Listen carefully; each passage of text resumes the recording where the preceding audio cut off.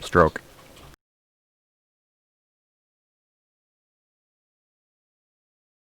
Yeah, see people moving. That's good. Alright, so hopefully the voice was still going through.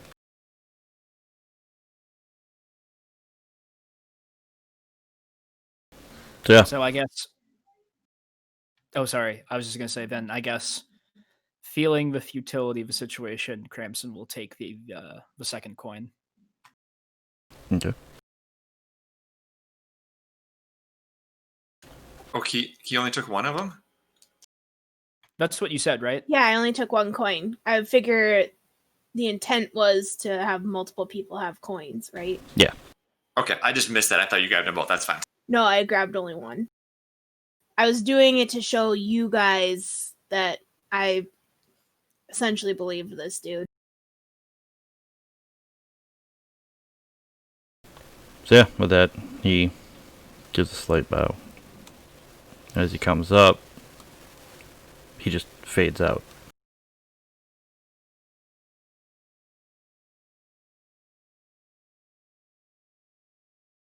Well, who's up for leaving and never discussing this ever again? He raises a That hand. sounds like a great plan to me. Let's go. Jewel nods in agreement.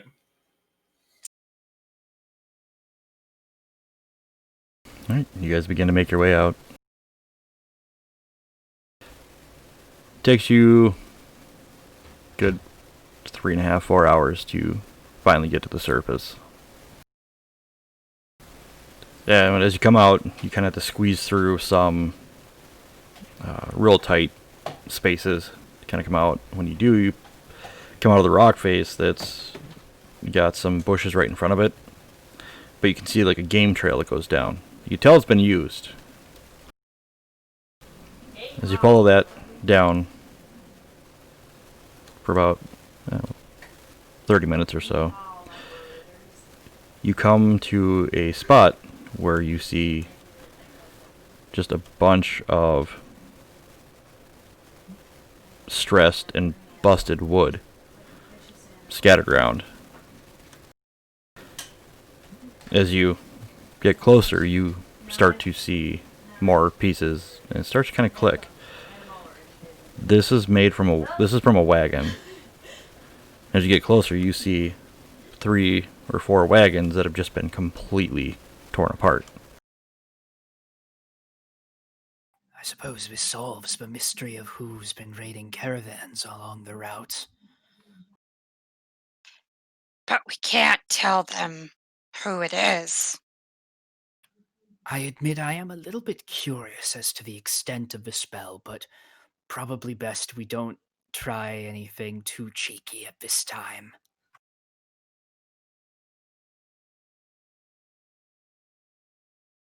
He decides to say nothing.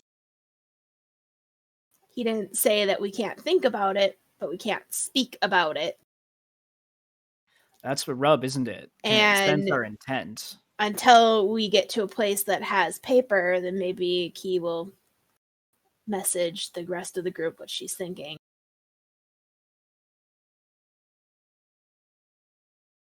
Alright, so where do you all wish to go now?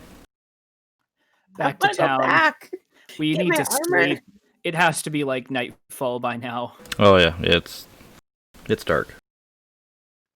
We need to sleep. We've still got another day to hang around in this town thinking about the horror and waiting for the dress. Yes. The one thing Key does say on the way back to the rest of the group, let's never go splunking ever again. Agreed. Yeah. That's about all. Ula's just like, yeah. So, do y'all want to set up camp here for the night, or? How far away are we from town? Almost a full day travel on foot.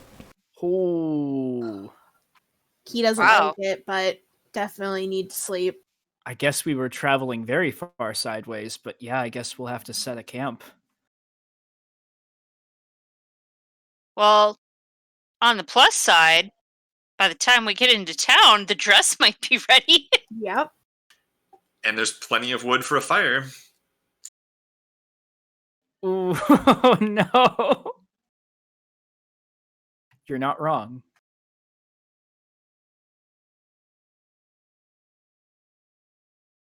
All right, so you guys set up a camp and get some rest. So you'll get all your strain back.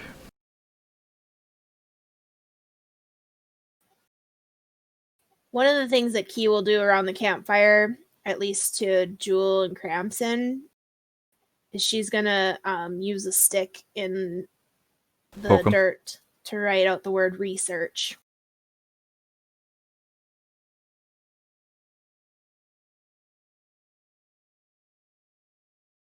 Cramson will write a check mark next to that. She's not over him calling her rude. I'm glad that's the sole motivator here. Like, not even the caravans that got eaten. Just like, wow, he was really rude, wasn't he? Can't let Well, this stand. He was rude for calling me rude. right. And this caravan doesn't help matters, but there has to be a way to exploit this. So she just wants to let you guys know that it's not over, but she's just not going to be talking about it.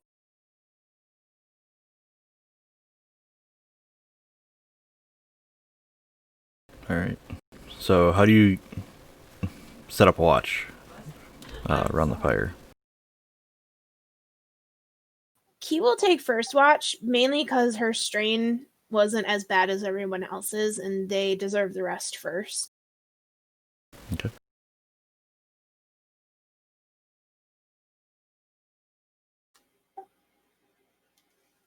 Jewel's an early riser, so she'll take fourth watch. Cramson had been about to volunteer for last watch and just slowly gives side eye to Jewel and says, I'll take third watch then.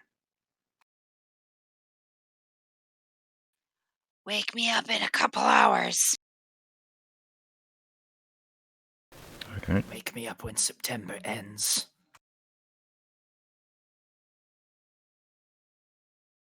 All right. So Or October. only a few Wake more me up hours. when it's all over. When I'm wiser and I'm older. Wake me up when 2020 ends. All right, Key, give me a perception. This might be bad, guys.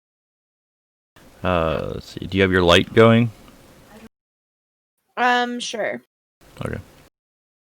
Got the fire going too. And the fire. Yep. So it'll be hard difficulty. You'll get 2 setback because it's dark, but you're gonna get 2 boost because 1 light and 2 campfire.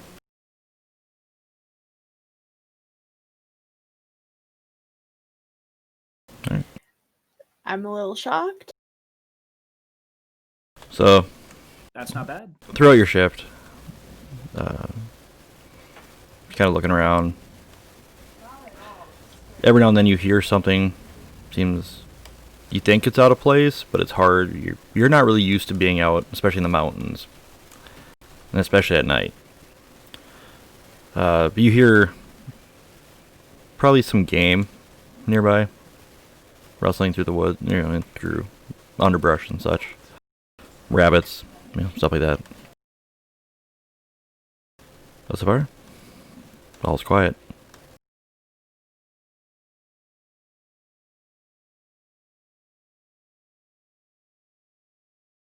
The end of your watch. I'm guessing you're waking up Ula. Yep.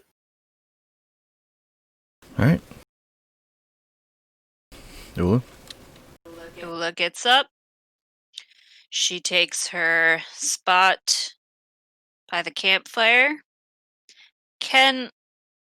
Is it possible for Key to leave her light when she's not awake, or no? No, it's concentration. Well, I mean, for the most part. we all have the ability to make a light theoretically, right? Yeah, as long as you got utility. True. Utility. And I think everybody has utilities, so that's fine. Yeah, Ula will just cast a small light and kind of put it just beyond the glow from the campfire to just kind of illuminate a little farther. Okay. Alright, so I need a perception check. Hard difficulty. 2 boost, 2 setback.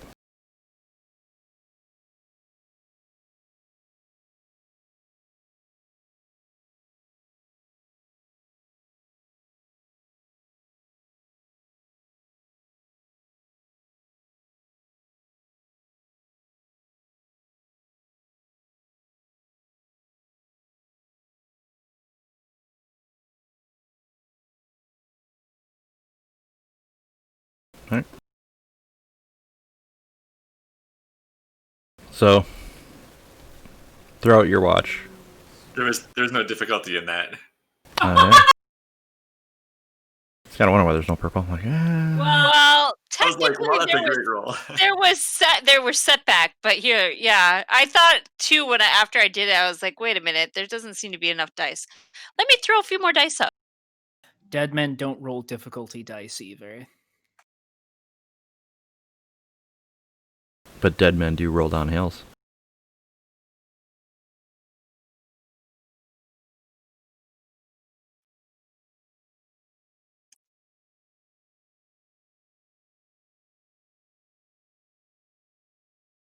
Ha!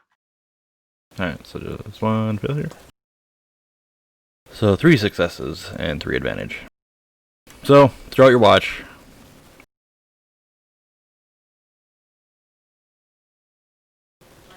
you hear kind of the same thing. Some small game moving nearby, rabbits, maybe like a mountain goat or 2.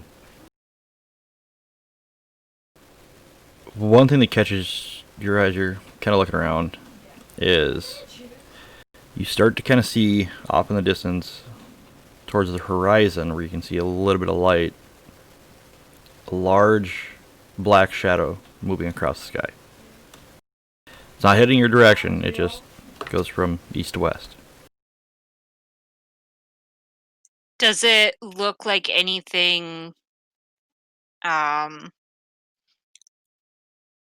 Like, does it look like it would be something normal to do that, or is it like, is this something that would kind of be like, oh, that's a. I know we don't have airplanes, but that would be an airplane, or what the crap is that? Sort of. Though they're very rare, there have been, especially in the mountain areas, rumors of dragons. But again, they're very rare, and judging from the size and roughly how far away you are, it's a good chance that's what it is. But it doesn't seem to be heading in your direction or anywhere that really catches your attention. Just the fact that it's going through the sky, you can't really even tell what type it is. All you know is you can just kind of see this black mass that will block out stars and just kind of see the difference between the darkness of the land over the glow of the stars on the horizon.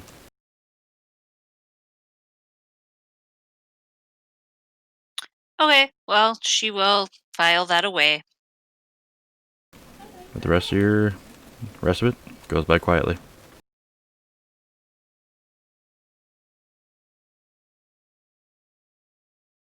Well, I'll wake up Crimson. Alright. He'll get up and he'll cast a light like everyone else has done so far. Alright. Same rule as the others? Yep.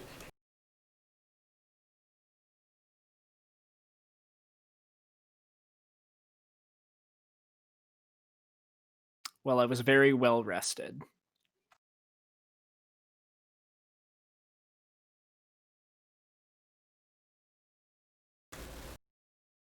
So during your watch, it's quiet, like unnaturally quiet. I'm guessing Ula had passed on that she heard some game, at least moving around. You hear nothing other than the crackle of hot embers in the burning fire. Not sure if any of the characters snore, but I assume somebody's at least a soft snore. That's it. It's just Ula's probably snoring pretty loud. I feel like she would snore loud. She snores like Joe does. I don't know what you're talking about. So Shots fired. other than the fire and the snoring, it's deathly quiet. Nothing is moving in the area.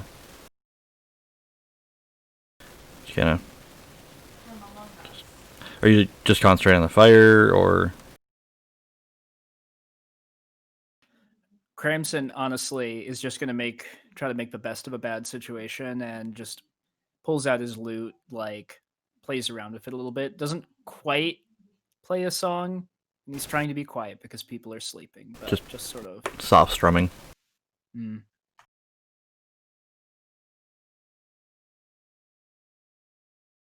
So as you're doing that, you hear from behind you. At least it sounds like it's behind you. Hungry. Yeah, he's gonna bolt up with a just an actual scream, jump away from his seat, hand to his sword. Presumably, everyone woke up from his horrified yelp. Ula's like,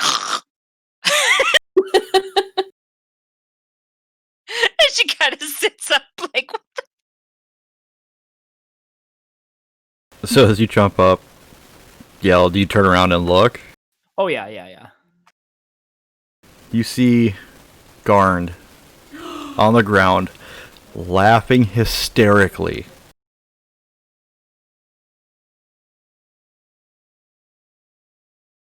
Garnd got you! Garnd got you!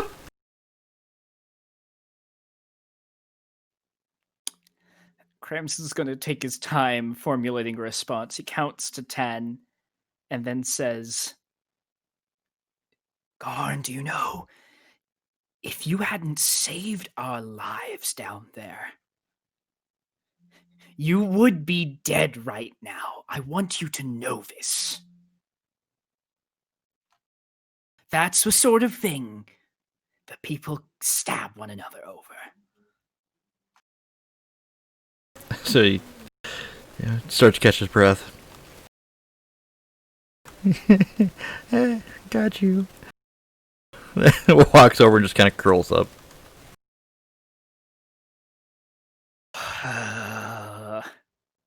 There's no undoing this embarrassment, so Cramson will just return to his seat and his thankless watch, knowing that everyone has been woken up now.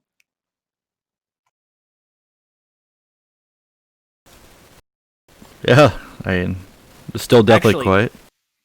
Actually, fuck it. Is it like towards the end of the watch? Yeah. Jewel, you're up now. And Cramson's just going the fuck to bed. He's done with this shit.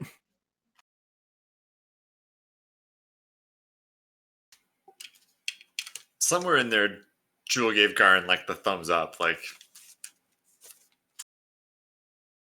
Jewel don't care because it wasn't her.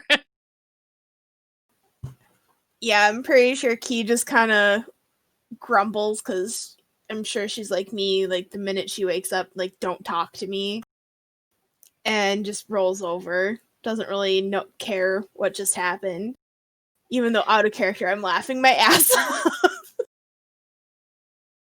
In character, Ula probably reached over and found like a rock or a stick or something and just kind of like half half-heartedly threw it at Garnd. Like, not like really trying to hurt him, but dude, come on.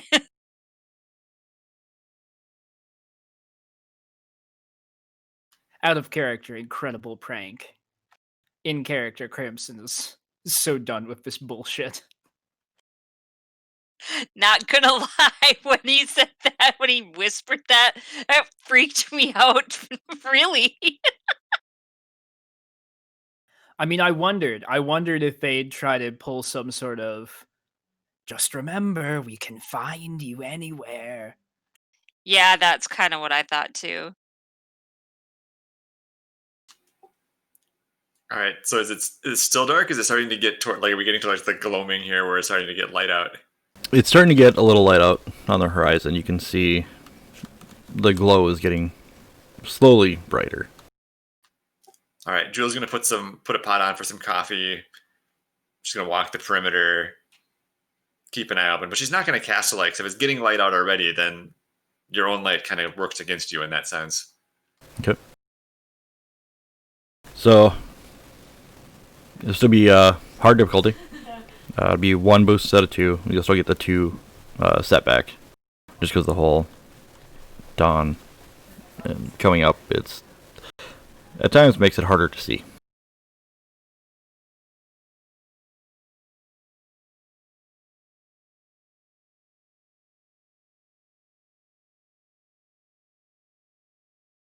Alright. So as you're going about just walking the perimeter, you do see some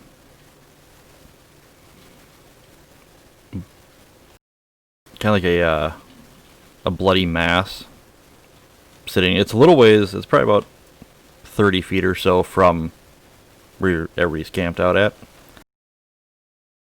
But it looks like a small animal had just been devoured. Like it happened overnight, I can tell, or is it older than that? It happened within the past 2 to 3 hours. Oh, great. So when I was on watch.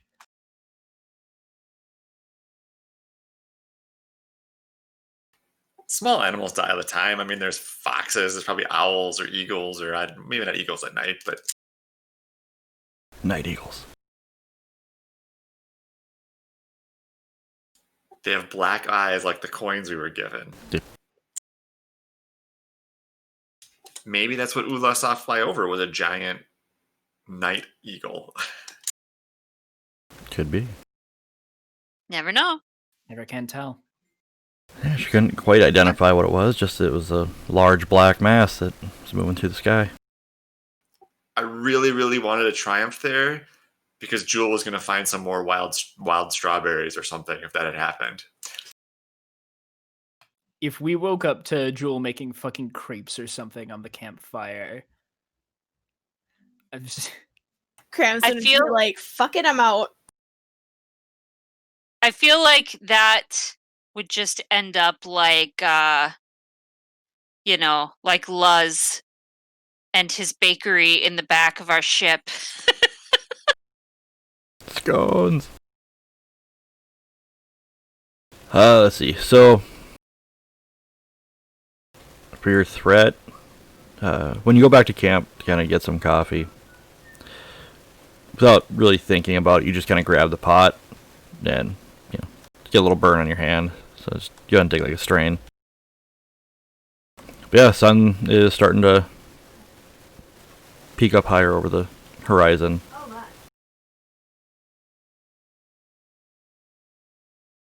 People sleep. I mean, we had a really bad day. We're in no hurry to get to town. Like, we'll get to town. We have all day to kill, so I'm not gonna chase people out of bed or anything. Okay.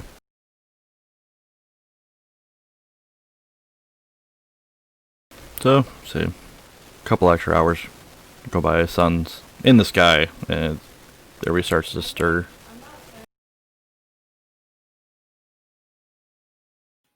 Jewel likes her quiet mornings as a morning person. Drinks the first 3 pots of coffee. This may or may not be a reflection on my true self. The first pot is just to wake up. Second pot is to tolerate people. Third pot is where I can actually talk to you. See, Cramson will also get up pretty early. He's also a bit of a morning person, but when he takes some of the water that was put on to boil, he uses some tea leaves with it instead of coffee.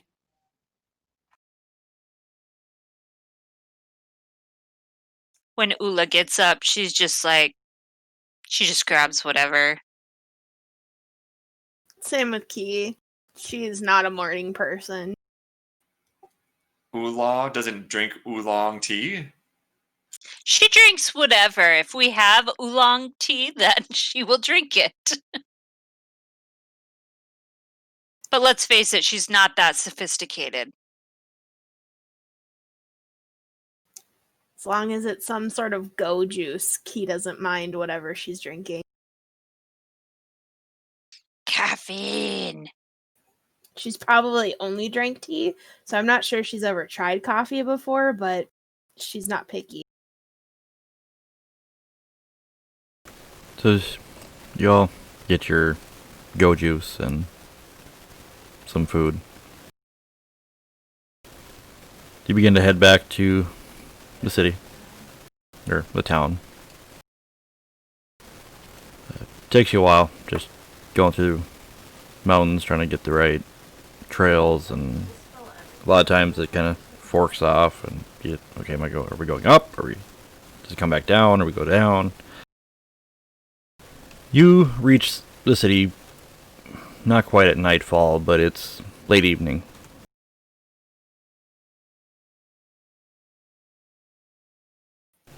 I say just go back to the inn because I had the Yeah, lady same. drop, or if it was done, I asked her to bring it to the inn. Yeah. So yeah, as you walk into the inn, it's a little busier than normal, or than it has been.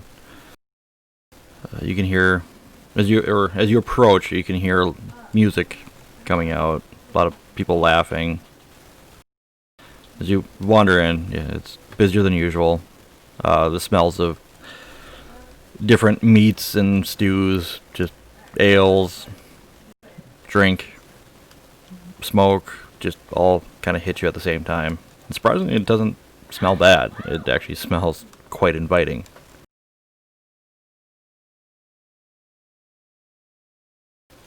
I imagine we're hungry, pretty hungry too. Like we only were planning to be gone for a day, so the fact that we were gone a second day. Right. Yeah. Yeah. Is my my dress there? Yeah, so as you all walk in, do you guys want to go upstairs, gonna get cleaned up and stuff first, or do you just want to go get food and then go take care of that? I Cranston's getting food absolutely. and a stiff drink. Okay. Key wants a bath first. Alright.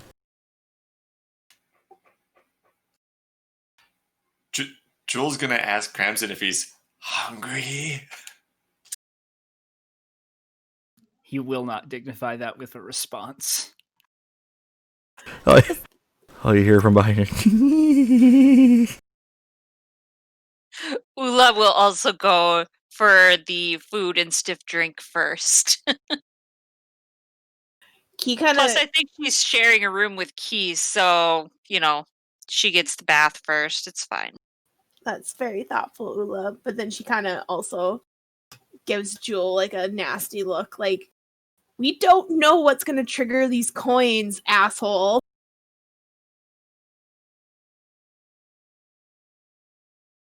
She doesn't say it, she just says it with her look, and then goes up and takes a bath and goes and tries on her new dress.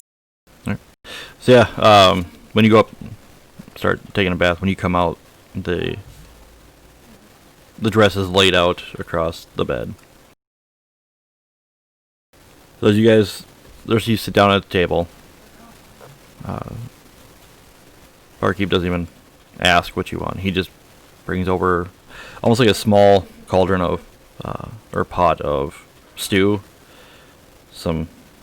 about 4 loaves of just thick, fluffy bread, and just sets drinks down and walks off.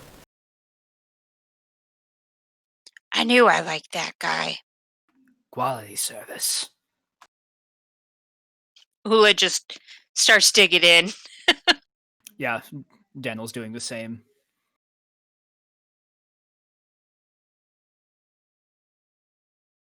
Alright. So what do you guys do while you eat? Just mow down, not really say much. Yeah, I mean, there's not really much we can talk about. Yeah, I don't think Cramson doesn't want to risk the coins just yet. And I don't think he has anything super pressing right now that he'll interrupt his meal with. Okay.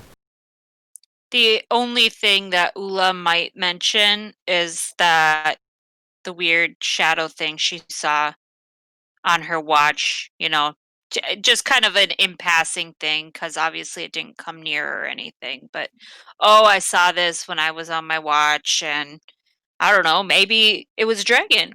Who knows? That's actually a good question. What does Cramson know through all of his education about dragons? They were never a focus for him, but like, what would he know? Well, there's a lot about dragons. During the Second Age, they pretty much controlled everything. Some ruled as tyrants. Some were actually very compassionate in how they ruled everything. They ended up being, a lot of them ended up being betrayed. Kind of what you found out before, like with the Dragon Riders. The majority went into hiding. They just felt that the world needed to move into the next age, and it not necessarily was for them. Some believe that they're still around, they just keep watch over things, but they don't tend to interact.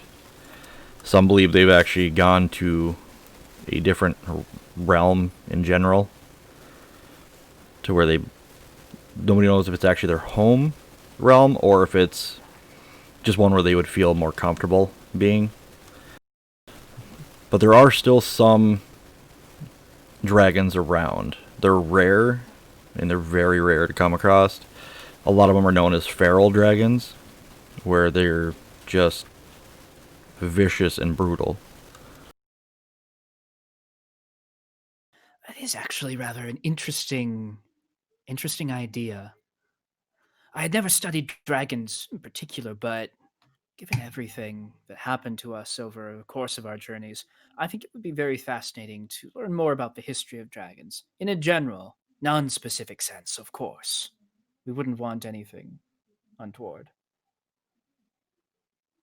In a general, non hunting the dragon sense. Oh yes, certainly. I wasn't suggesting we should track down a dragon that may or may not have been seen. Oh, did anyone else freeze up for a moment? Okay, never mind, it's back. I think I Um, did too. I kind of noticed that for a split second. It, like, I don't know, just froze everything. I was like, what? And then it was just almost instant, just pop. Because for one thing, we still have business that we need to see key to. But perhaps it would be interesting to learn if there is a dragon around here. Be quite curious to discover what their story is. But, who knows when that may be, somewhere down the line.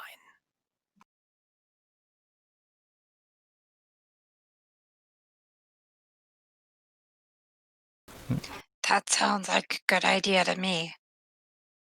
Does Key come down to join the group? Yeah, it probably doesn't take her that long to get. She mostly wanted to get into the new dress because she was sick of wearing the stuff that she wore to escape. So, yep, she sits down and starts eating. Okay. Jewel's gonna compliment Key on her dress, tell her it looks good. Thank you, Joel. She looks at you like, weird, but thanks. Crimson will raise like a beer to that. Ula will give a thumbs up. He has no concept of beauty or not beauty, so she just didn't want to look the same because she didn't want them to recognize her clothes. So she just starts ignoring it and eating. Was it? I'm trying to remember. Was it green? Is that the color that you got? Yes.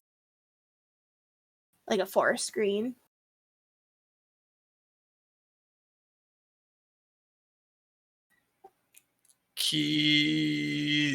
I think I might have some jewelry back up in my place that might go well with that if you're interested. Like I might have a ring and some earrings that might match that. Nothing fancy, but just something that would go well with it if you're interested. Her ears aren't pierced, but puts her hand up there. She's like, sure, thanks. So uncomfortable with this show of female camaraderie, but not wanting to offend you. So she's like, thanks. Jewel will pick up on that and not press the issue. She'll even turn to Ula and say, I might have some earrings for you too if you're interested. Nice cover. Thank you. But no. Because I'm thinking more like she has like her ears almost gauged. Not like a huge amount, obviously, but like maybe dime size. I feel like that would be appropriate for an orc. Jewel then turns to face Cramson and says, but doesn't quite say anything. Cramson had been considering whether or not to make a quip about that, but then will just sort of pat, because I'm imagining kobolds don't really have ears per se, but like not like most other humanoids have an ear, but just more like Like a lizard. yeah, like a lizard. And so he'll just lightly pat the sides of his head and do sort of a smirk. I still think that you should have the kobold look more like the Dieter Lizzie ones, because I just think they're adorable. The And they dog have the kobold is ears very for it. nice. I was very tempted, but I do really like the lizard kobolds. I grew up with them too much. Oh no, that's fine. Like I said, I just think they're adorable, so. Rightly so. Alright, so after 2 hours, you're just sitting around, talking, eating, listening to the music. Just generally relaxing. You pay your tab for the food, drink.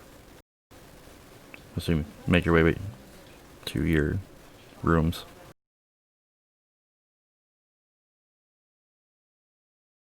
Alright, we'll take a small little break. Sounds good. So we'll be back in just a couple minutes.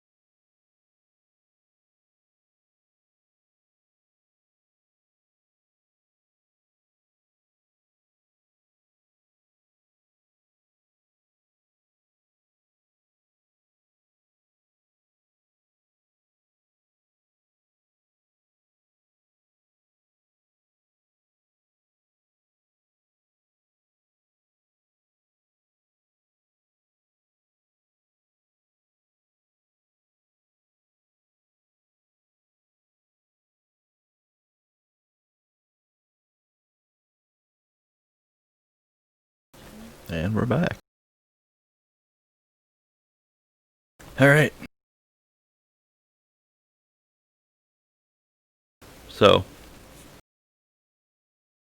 as you're all asleep throughout the night,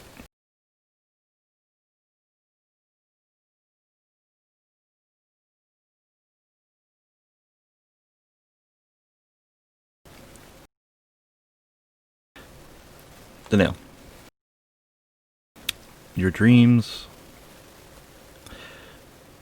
they come slow. You're used to... You're basically... You know when you shift into your dream state. It takes a lot longer. Could just be you're exhausted, but of course your mind is racing. But when you finally drift into the sleep state, your dreams are very strange. They start out with the location you were in the city. Then you see that start to get pulled away as it starts to go through stone and ground, and it comes to Stow Hill, where you're at now. But it's in flames. You can see yourself running around, trying to help people. A couple times you try to call out to yourself, but nothing comes out. You're being forced to watch everything go on.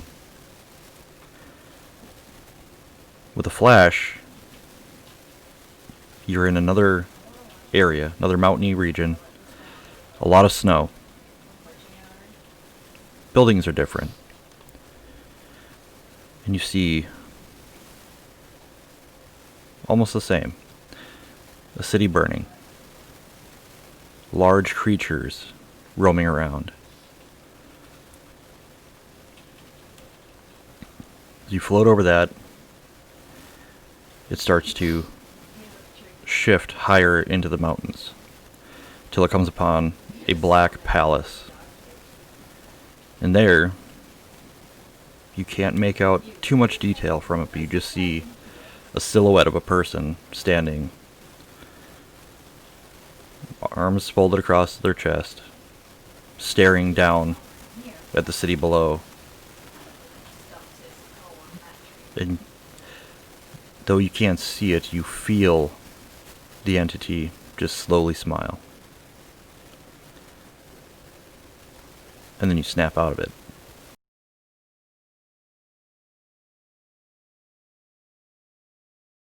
Oof.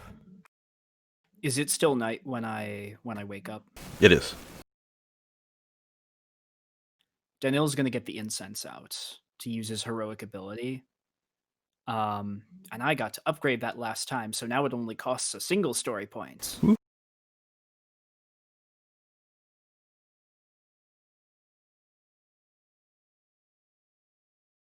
So he's going to light up some incense, get it nice and smoky, and then activate his mist whispers. And it also lasts for 2 rounds now, so I can ask for 2 questions before this is over. The first question, once he makes that connection.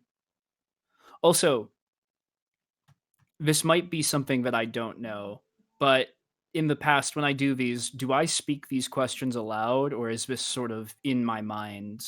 I'm getting asking questions and receiving answers. You speak them out loud. I mean, it doesn't have to be like, a yell or anything like that. Just, you speak it out loud.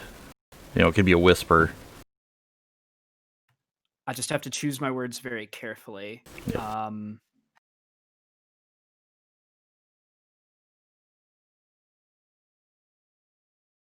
Do you want me to move on to the next while you form your question? Okay.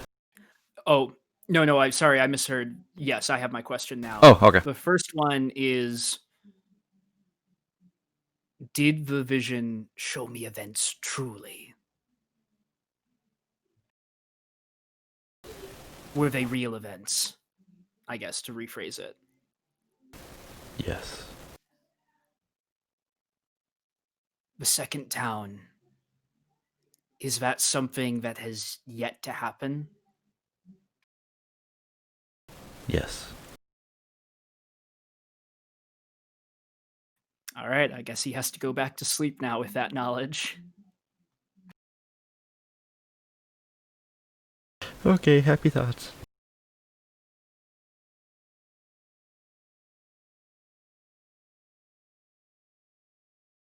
Jewel. Sleep also comes slowly to you. Oh, we all didn't dream that dream? That was just... That was just him.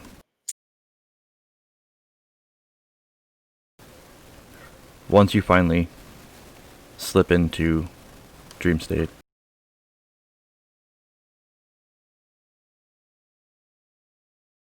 she's writing, and I think she hit a key.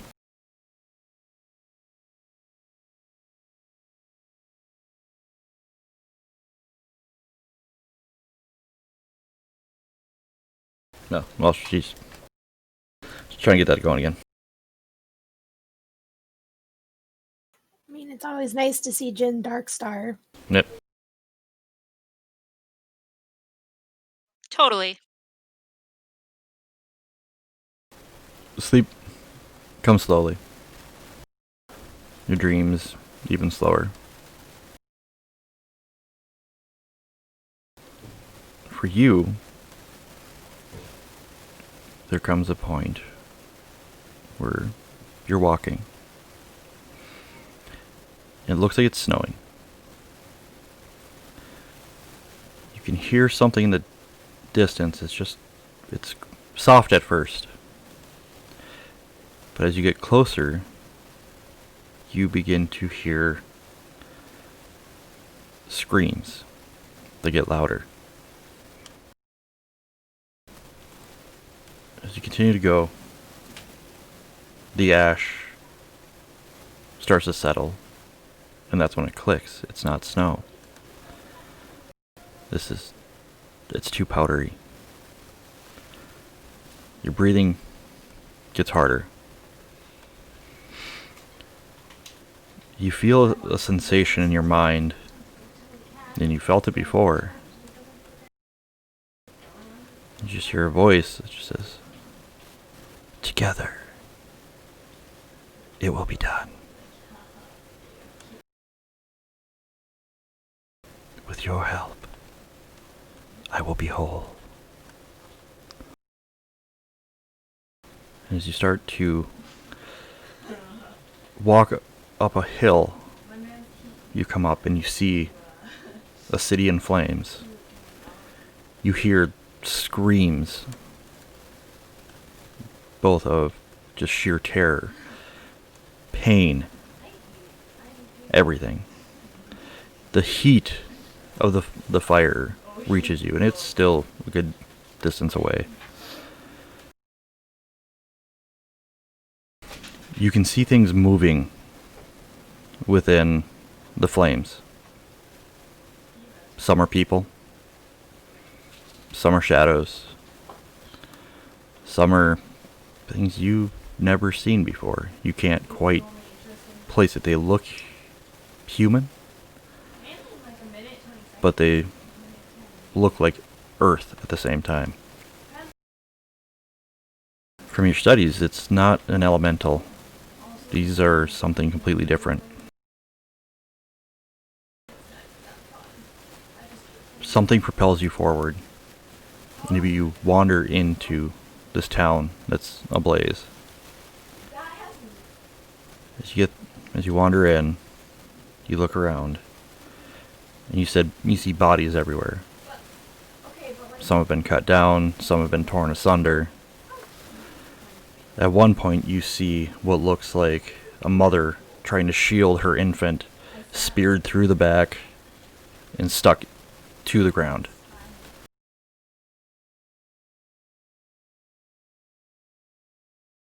And you hear the voice again.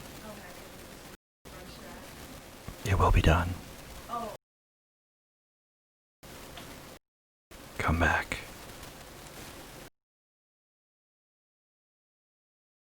And you snap awake. Sweat drips off your hair as you sit up. Look around, and it's quiet. You're still in bed. We should have resealed the seals. Jules gonna remind herself not to watch Black Mirror right before bed.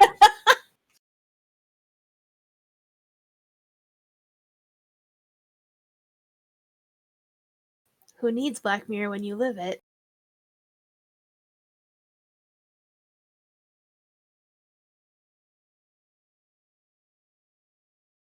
Ula. As you slip off to sleep, you toss, you turn. It's a struggle, but you finally fall asleep. As your dreams begin to manifest for you, you're surrounded by ancestors. You can see other orcs, and they look terrified. You can hear voices that they're trying to talk to you, but you can't single them out. They're all talking over each other. It's just a jumble of voices.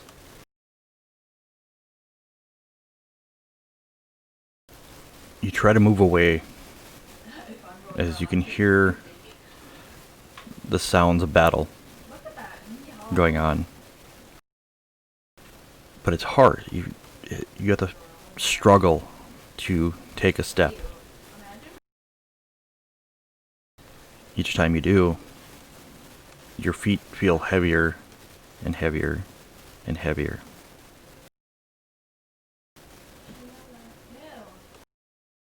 Everything flashes, and you seem to be standing on, it looks like some battlements of a fortress or a castle of some sort. Dark stone.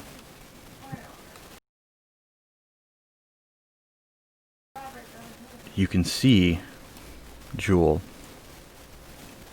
Danelle, Key, but they're on the ground, bloody. And you see this one form. You don't see any detail of it. It's just this dark entity that's standing there. And all you can hear is,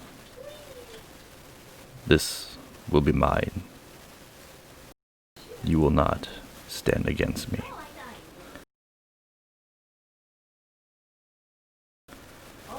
You can feel yourself begin to throw spells. Start to pull the arcane and the primal energies. You can feel them wrap around your three companions as they're on the ground. You see them start to stir. And as they begin to move, you hear the voice again. "This will be mine. You cannot stand against me." And one by one, you can see this giant blade manifest out of its hand. And it walks over and starts to strike down towards Danelle. Forcing yourself, yelling out in rage, you rush forward. You manage to just catch the blade with your axe. And as you push back on this entity, it pulls back, almost amused. "Ah, we have a fighter. So you have chosen to be the sacrifice." And when it says that, You feel your body start to kind of lock up. You see the blade that you once blocked lunging straight down at you, and you can't move. You feel it pierce your chest and go out your back. And then nothing. You snap awake. You can still feel the pain in your chest. You look down. There's nothing there. There's no marks. Breathing heavily, sweat pouring down your face. You look around. You can see Key still asleep. But you can almost feel that entity still before it finally fades away.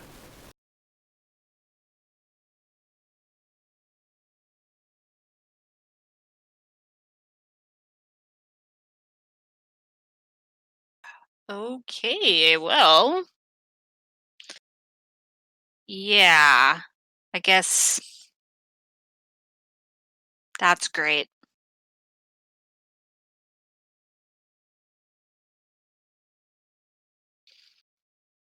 She's gonna lay back down, but I don't think she's going back to sleep.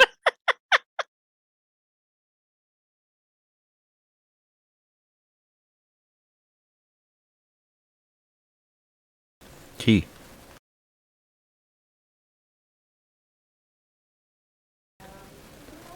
Once you fall asleep, you can feel yourself slowly slip into your dream.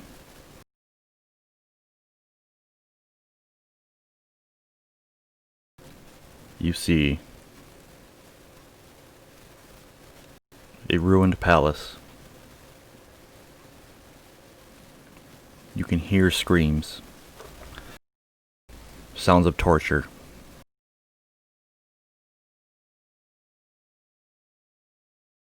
What really begins to pull at you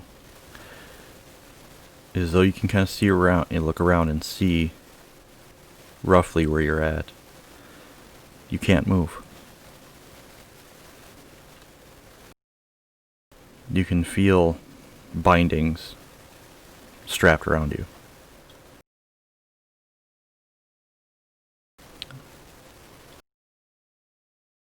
You struggle against them.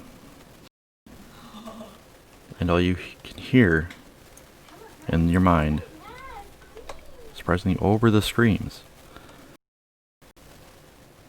So you're awake. Good. Now we shall purify the evil within.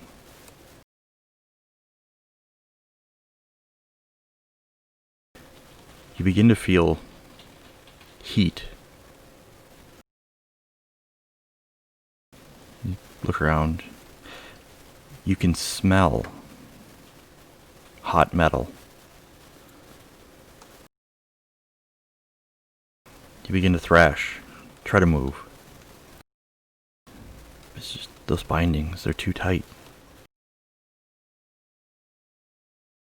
You can feel a burning sensation across your arms, your legs, and your chest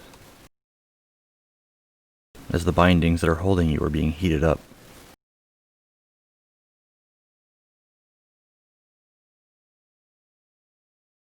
Your vision begins to fade, and you find yourself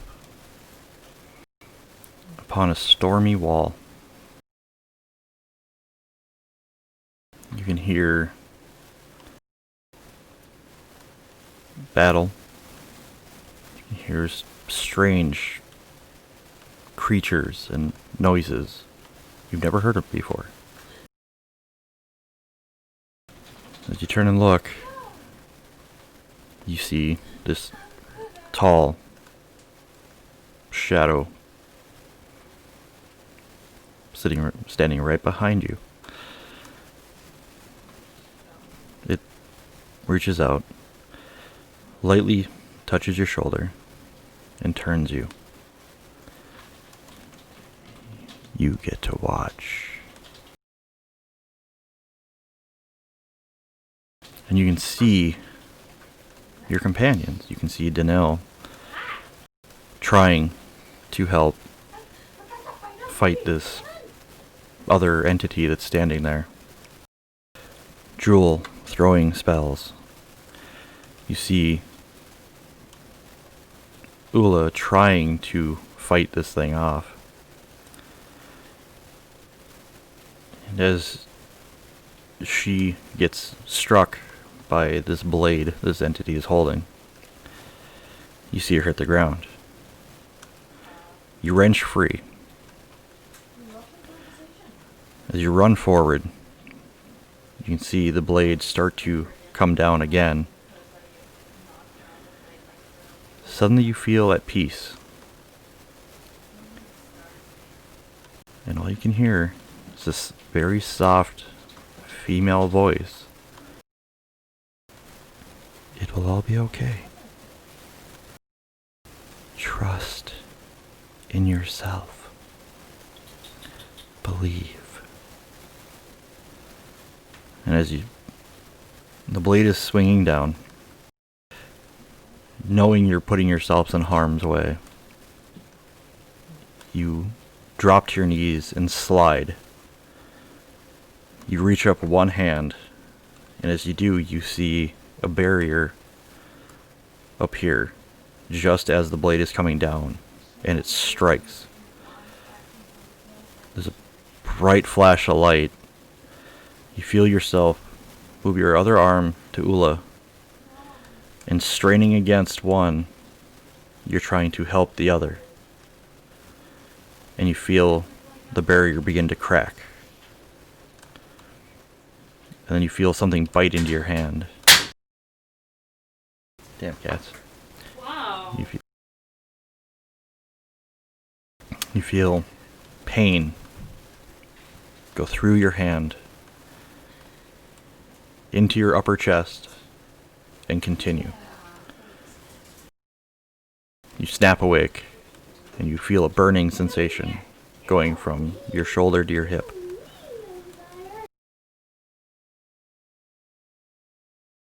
Looking around, when you sit up, you can see Ula just kind of staring at the ceiling, just blinking.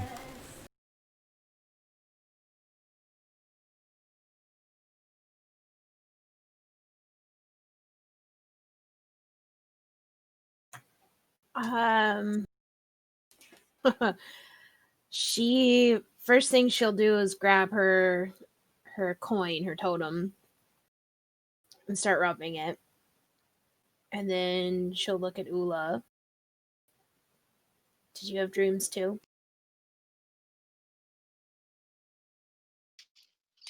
Ula slowly turns her head on the pillow to look at you. I wouldn't call them dreams. I would call them nightmares.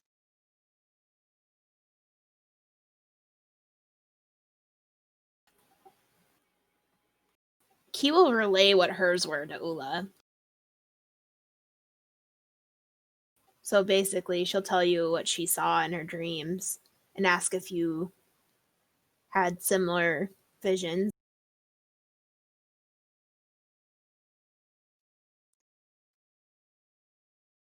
Yes, mine were somewhat similar.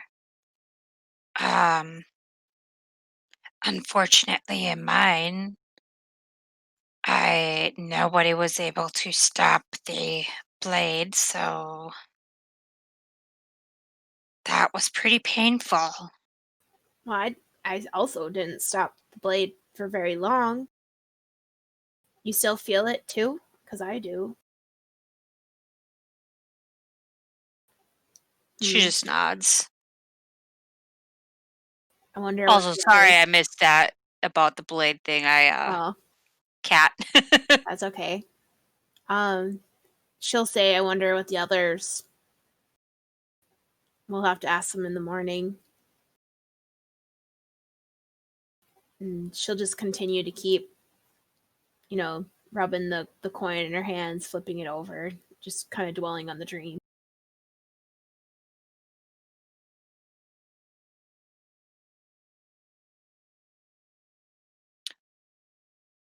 Ula is gonna. She's gonna grab some paper and a pen, and she's gonna write down her dream while it's still fresh. And then she's gonna ask Key to also do it. Sounds good. She will. Because once she found out that Key's dream was somewhat similar, she's wondering if maybe they can put everything together. No.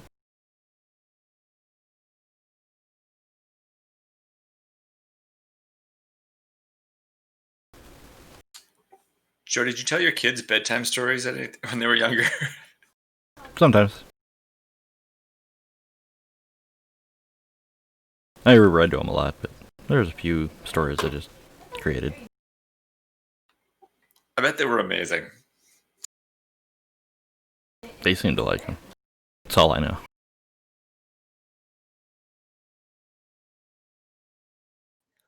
So the next morning. Oh, good. Oh, I was just going to say, while all this was happening, Daniel actually ends up not being able to sleep.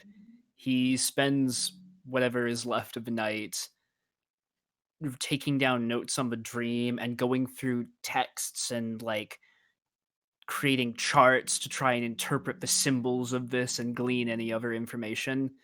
I imagine that eventually people will just go, like the rest of the party will go to his door later and just find him like in his room muttering to himself at a desk, like this almost corkboard conspiracy theory thing of papers like spread out everywhere, like, oh no, but I asked the wrong questions, as always the wrong questions. Is it even something we can affect? Alright. So the sun comes up. You can hear the sounds of people setting up their wares to sell and moving around, going about their chores outside.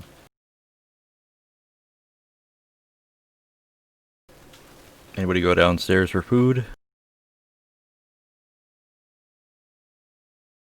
Or do anybody go and pick another, go and just wake each other up? Quoting that. Daniel Yeah, I does think- not go down on his own. I think once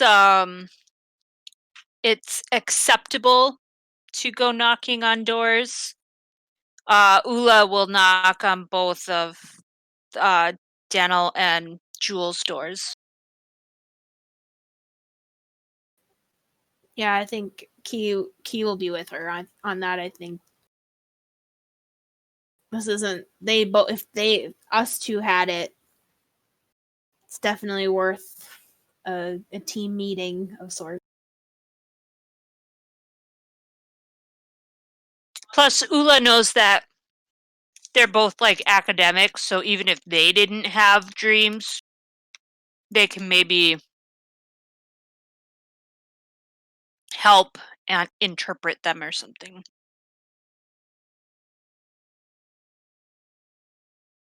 Okay. Whose door do you go knock on first? Whoever's door is closest to ours.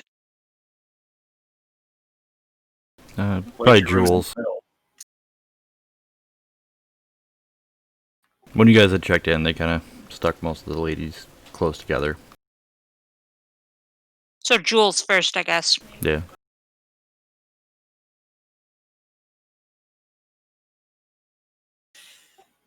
Jewel was less worried about her dream until now she finds out that Ula and Key had a similar dream.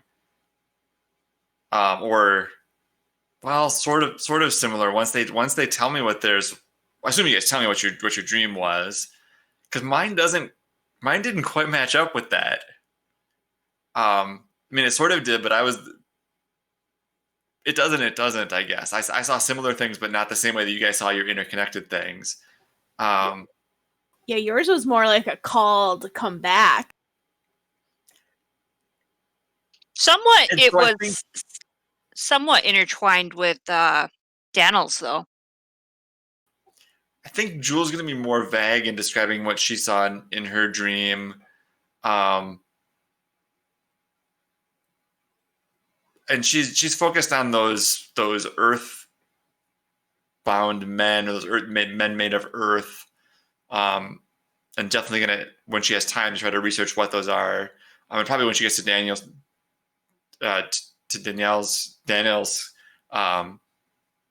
room, when we get down there, that she'll ask him about that event at some point too. But I think Drew would be quick to say that dreams and foretelling are not her forte, and that definitely that we should bring that to Danielle.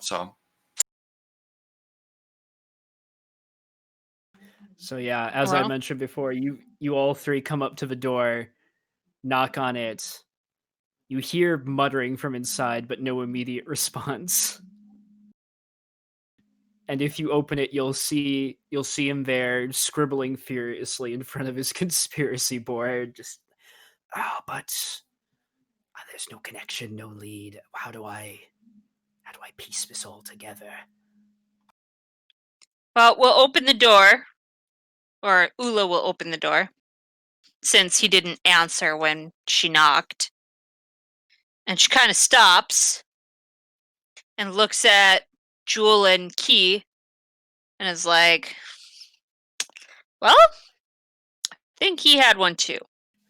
Oh, I'm so sorry. I wasn't really paying attention to the door. I had a dreadful vision. Ula just kind of hands over her piece of paper that she wrote her dream down on and just kind of hands it to you. Oh. He starts running around like, this is... And then, so here's a question. Did Jewel ever write down the contents of a dream, or is Jewel still being vague about this? No, Jewel didn't write hers down. So Daniel doesn't quite have that part of the link, but still says, I think I may be able to add some clarity to this. You two both had something rather similar, and I saw Stowhill in flames. I at least was there. And there was some other city. I'm not familiar with it. Mountainous, snowy, large creatures around, but I never saw them clearly. And there was a black palace overlooking that other place. A dark figure, shadowy, like the one from your dreams. And there are some parts that we can't discuss. And he looks in the direction of the mountain meaningfully. Jewel confirmed the things that we had similar, but seeing the snowy area, or thinking it was snow but turning into ash, and seeing creatures that she saw as the clay men, or the people that were made of that, and wondering if that was something that maybe what you saw in your dream, Danielle. Quite possibly, I think so. It must have been the same location. I've reached out to the spirits last night and verified that the images are real, it's true, and also that they have not yet come to pass, all of the parts of my dream at least. But I don't know anything else, and it's too soon to ask more questions.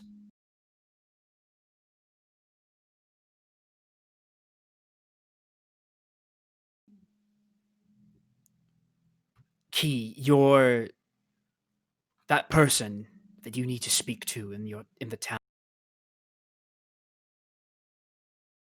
In Kalia. How important did it feel from your goddess? Your vision said to trust yourself. I feel like this is the more important thing, the more pressing matter. I'm not entirely certain they're unconnected, though. We don't have a lead other than where we escaped from. I'm terrified to leave here and avoid and maybe miss whatever is going to happen, but even with all of this, the closest lead we have is whatever it was that we saw. I definitely feel like we need to be doing a little more research on what we encountered. She's very careful in how she says things, but she says we do need to do some more research on what we encountered. She doesn't say what or where. But we also need access to resources if we're going to research. I don't know if we can even... We're leagues away from anything that might help us. Jewel's gonna try to connect, especially with Daniil, but the others too. If this snowy city, the city that we saw, if we have any identifying characteristics that we can figure out where it might be. Well, it's definitely not Clea, because Clea is to the south and not mountainous. Did it seem like it was a larger city? Yeah. Are you talking the one where the palace was? Yeah, the one below Yes. the Black Palace. Yes. I suppose there is only a certain number of larger cities in mountainous climates. Is it possible for us to try and see if we recognized any landmarks from the dream, anything that would help us better identify it? Yeah. Give me a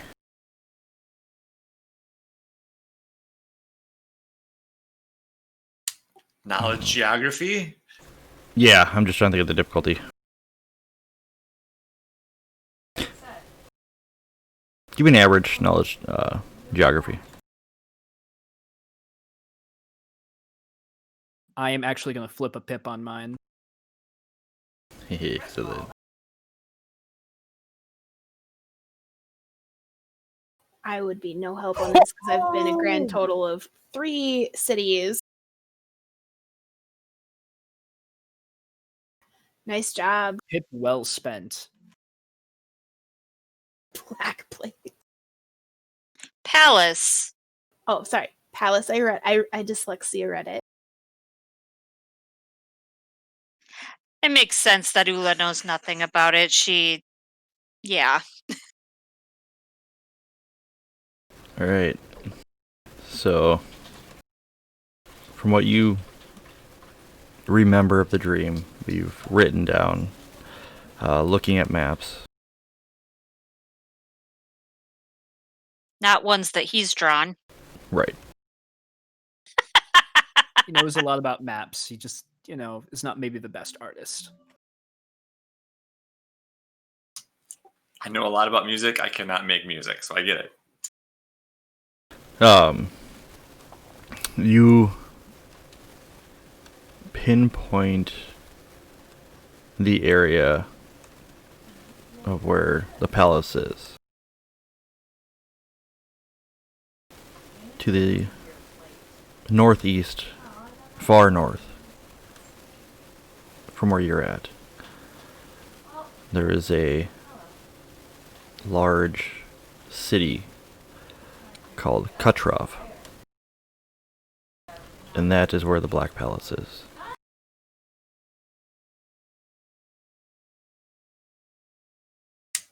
Can you Sorry, spell what that? direction did you say it was? Far to the north, but it's northeast. In the Dalgrave Mountains.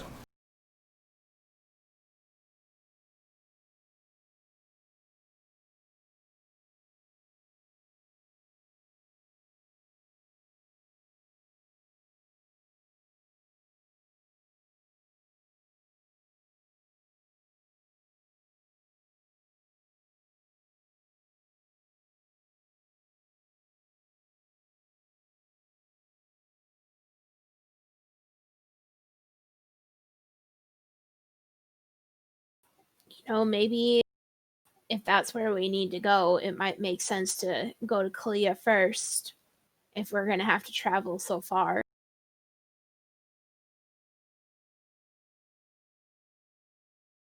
That's literally on the other end of the continent.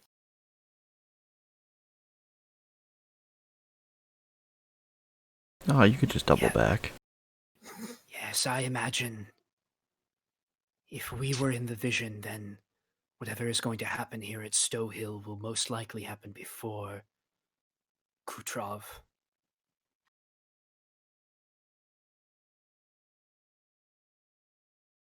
I know that you said that these events have not come to pass yet. Do you think that it's possible that we could stop them? I wish I had asked the spirits that with one of my questions. I don't have any idea. I used to work at a university trying to make sense out of the inherent chaos of prediction. If I may be frank, I didn't get nearly far enough. We've been sort of thrown into the deep end here, and I don't know what our capabilities are. We're certainly an effective team. We have quite a bit of magical ability between the four of us, and we can hold our own in a fight, but whatever that thing is, it can level towns. It's bigger than the four of us. Right, it seems. While we have had the wisdom to walk away from fights that seem too big, we might need to find a way to combat this, that it might be a little beyond our ability at present. I think we need to do more research. Agreed.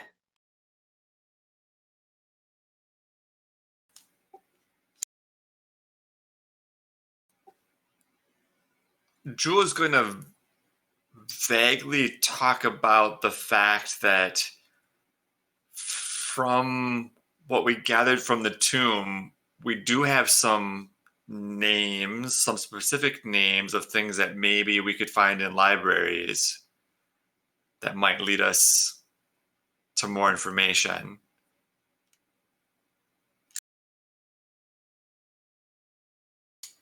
Even though Jules prefers less time in libraries and more time out of them, but Eating strawberries?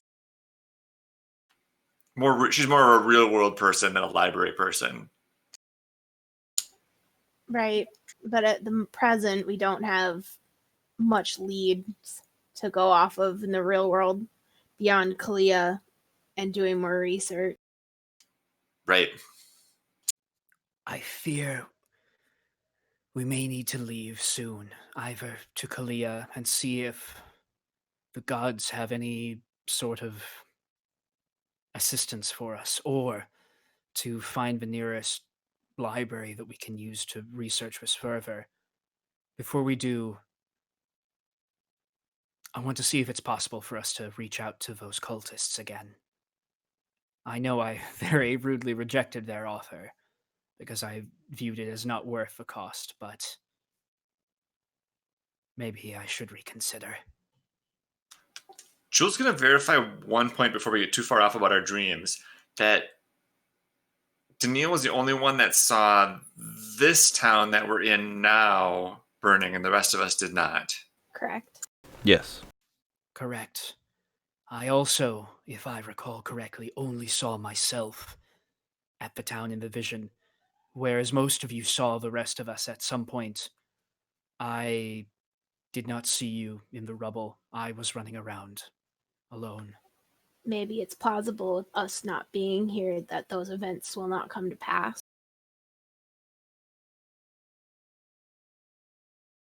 It's within the realm of possibility, but I feel as though we are not the cause directly of whatever this is. At least, not by something we will do here.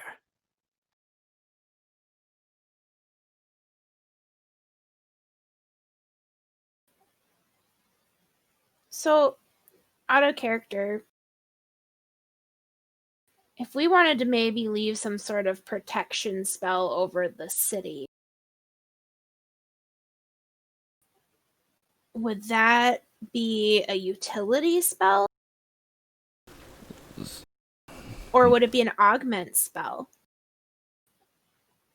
Kind of a combination of both. The hard part is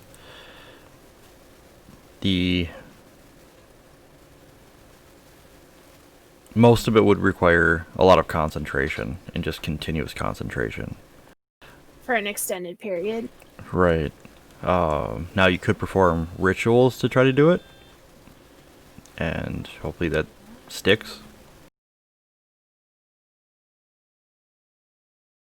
But you can always try.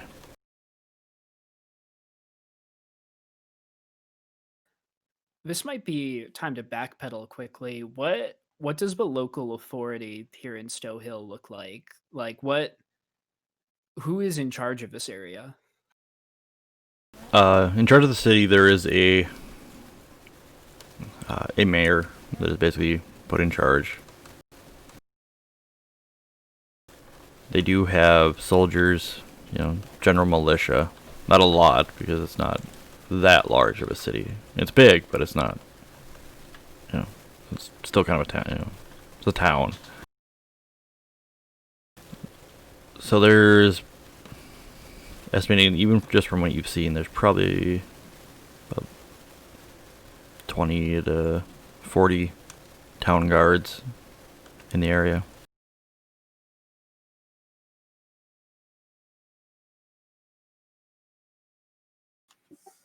Jules gonna throw out the idea of warning the town about a potential.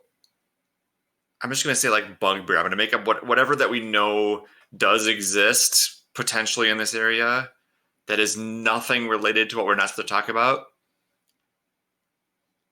and suggest that we could tell the town that we think this type of attack is going to happen soon, that they might want to increase their guards. Tell them that the berserker attacks are real and we've seen it coming. That's right. There was a berserker attack that they thought that they were. Yeah. Yep. I love it. Okay. Who do you want to give this information to? Well, Julie's just going to suggest it to this group first and see what other people think before we do anything. Key's response will be, well, if you think we have enough authority to make them believe us, then, I mean, it's worth a shot. We don't have to tell them everything to keep them on their guard. Well, I mean, they already are kind of on their guard about those berserker attacks. We of course just happen to know that they're not really berserker attacks.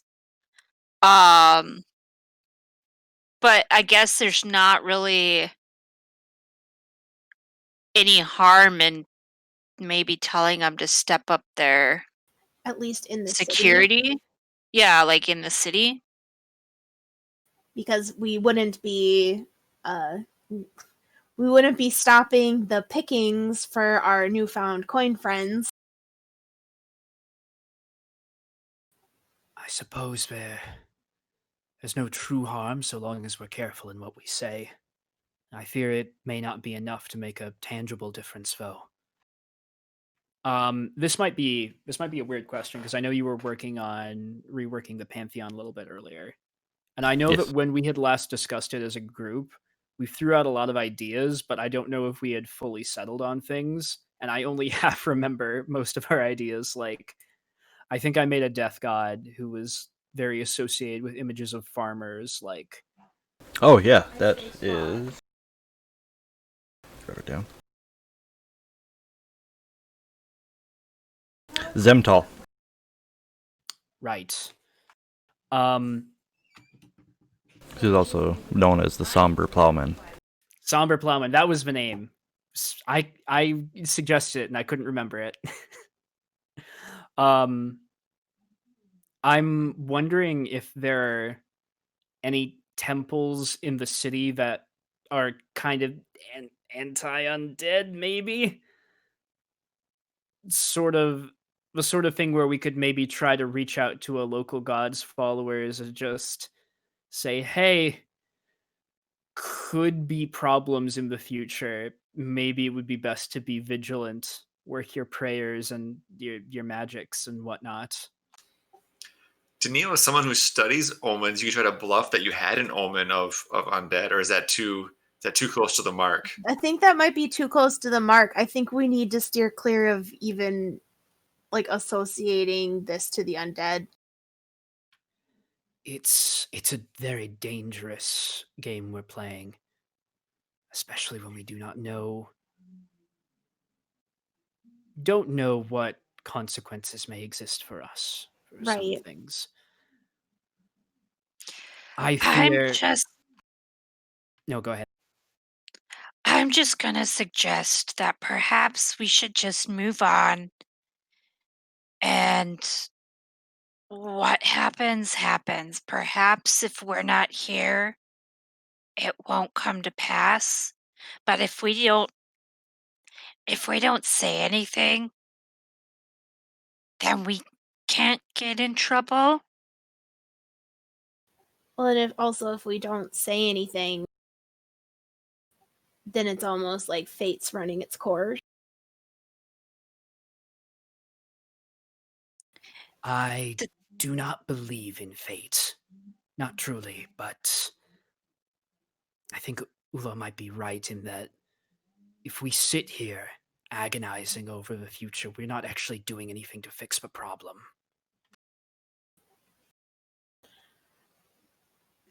So are you suggesting Ula a vote on moving on? Actually, I'm going to repeat my question from earlier. In your dream, your goddess told you to trust yourself. What do your instincts say? My instincts say to move on. Well, I'll put my vote behind that then. It's the closest thing we have to a lead from these visions. Jewel won't object. Ula won't either. She'll just say, the spirits know what they're doing.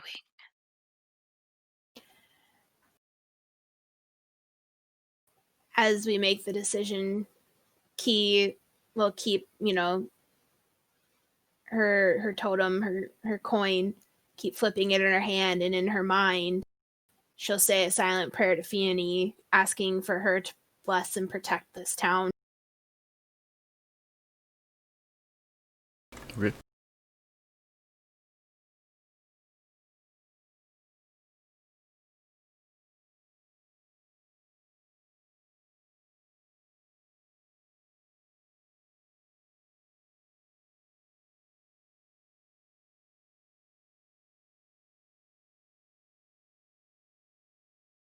She is the goddess of home and hearth, right? Actually, I've been worked on that too. Oh, She is the goddess of home and hearth, family, fertility, and the harvest. We kind of figured that they all go together. she seems appropriate to ask to bless and protect the town. So that's what Key will do. But if that's and then she'll say after she makes her silent plea, well, should we go now? Gather our supplies and move on? I suppose we should. The clock is ticking. Okay. There's still no word from Dwala, right? Like we didn't get a letter or anything. Yeah, nothing yet. All right. Do we want to let this tavern keep know where? Like, do we want to make it known where we're going in case Dwala tries to contact us, or are we just going to cut that loose? If Duala truly needs to find us, she probably can. I feel like it may be dangerous to leave too many clues about where we're going everywhere we go. case there are I people mean- we need to hide from. If nothing else, we could send a letter to her and just let her know that we are traveling, but does Cramson have a way to get or stay in contact with like his university? He is going to laugh a little bit at that. No, I have no sort of long-term or long-distance communication with them, and there are very few people there who are interested in speaking with me. I could attempt to send a letter to one person, but I don't know that she has the access needed to dig into the restricted sections, and that's where I think we would need to go. No. Ula's thinking that if we had a contact at at your university or maybe Jules' university, we could just tell Duella to send any messages there, and then we can somehow, we can retrieve them. That way we're not like leaving a trail of, okay, so this is where we're going and then this is where we're going. And we can maybe get in contact with um quote unquote home base in case anybody needs to get a hold of us. I mean, we could try to set something up like that. I don't know if my town's the Or- right place to do that though. Or we could ask our lovely GM here if, because I know that there's like another thing that he's looking at possibly implementing. So, is there a way that we could set up for a long distance communications type thing that doesn't require just, waiting on owls or pigeons or doves, dragons? I don't know. Is there a post office nearby? That was the first thing the Dark Lord got rid of. Well, sure He this. hasn't taken over yet. There is a type of post that, basically messages can be delivered if they're handwritten. Because the other thing is maybe when we get to Kalia, if there's some kind of way that we could set up like a PO box, so to speak. I feel like once we get to where we're going, that's when we should send a letter back to Duala, because then we'll have a better idea of where we'll be going and what we'll be doing. True. And like you said, if she really needs to get a hold of us, I'm sure she can. Here we are just doing our normal, hold on, let me overthink this. So, Let's overthink the logistics of how we're going to send mail across our journeys when we have no idea if or when we will be staying at or returning to any of these places. Yep. This is the And also, quality this is- streaming content people are here for. and also this is totally a fantasy world and we could literally just make up whatever we wanted about it. So, let's totally just see how this is going to work. Right? We can make the decision to attack something like that. But Sending They- mail? yeah, How is that going to work? 15-minute conversation. The strange man approaches. We stab him. There's a rock on the ground. What does this rock mean? It's here for a reason. What's the reason? Who placed it here? How long has it been here? What does it know? What You color can't is call it? us out like this. I feel so called out. We've been seen, guys. We have been seen. Telling ya, we got to get those shirts that all say, hold on, let me overthink this. And we all got to wear them when we play. Christmas is coming up, guys. All right, so you guys going to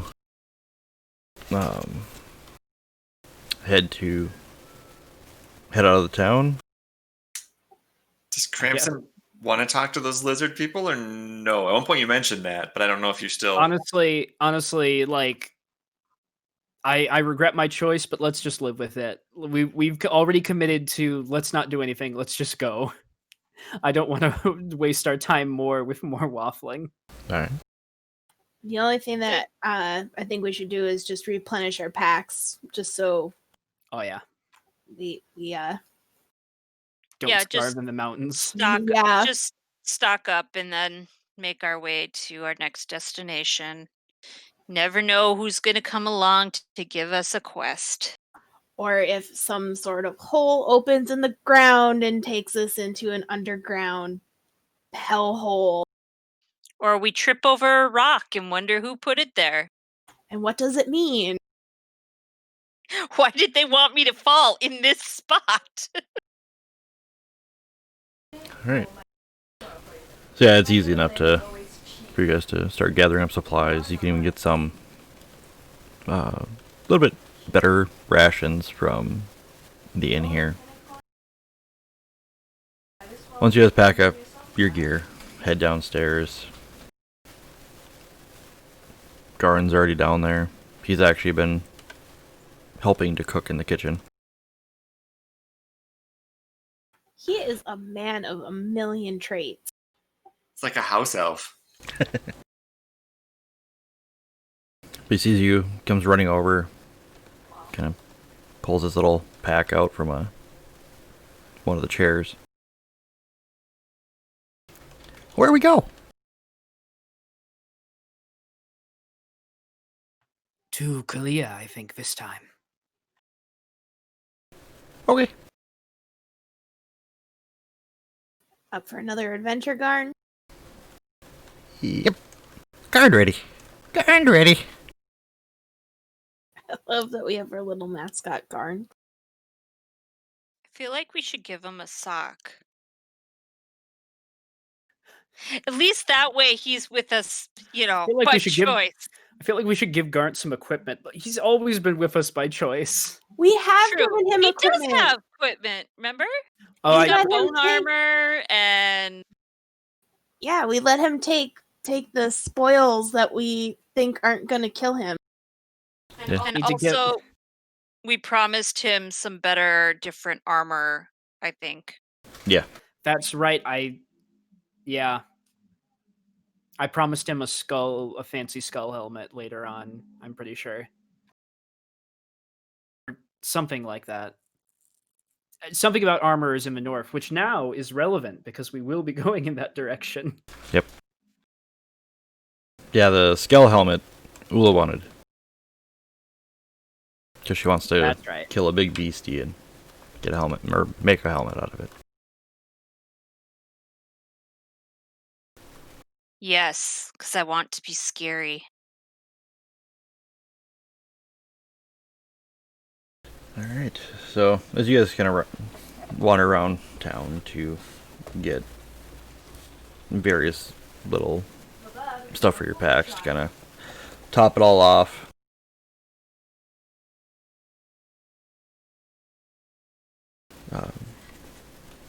Doesn't take too long.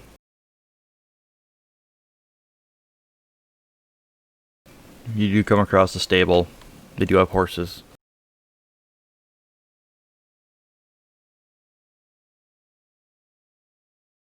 I think we can probably afford that too. I need to double check the book. Yeah, I'm trying to remember. We're trying to send really quick.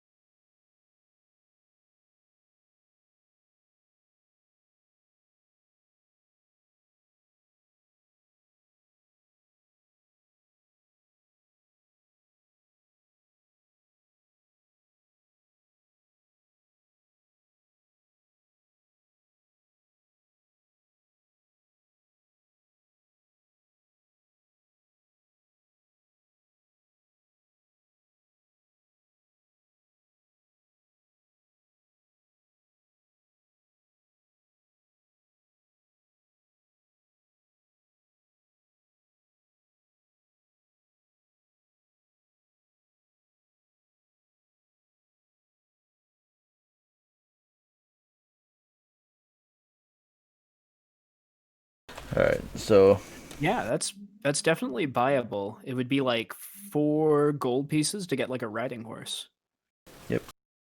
a wagon would cost about 2 gold.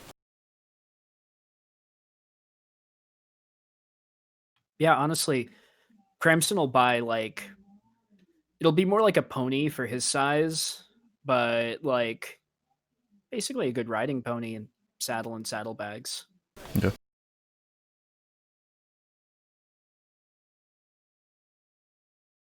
Does everybody get one or? Sure, How much sounds are good. they? So with the conversion that we're using, 1 gold is about 100 silver. A beast of burden, which is basically what it would be, is 400 silver. So basically it'd equal out to 4 gold. That would literally be most of everything I have left. But it might be worth it considering the entire span of the continent that we have to roam. So, sure. I mean, one of us can also pick up a wagon, and we don't need a riding beast for everyone in that case. For money, I just have 47 written down. I don't know if that's what that's Probably 47 gold. Yeah. Hopefully. That's It's it. 47 platinum. Yeah. Because originally we had started out with gold. Then I made the conversion over that silver is more frequently used than gold is, because gold is going to cost a lot more, or be worth more as it's rare. So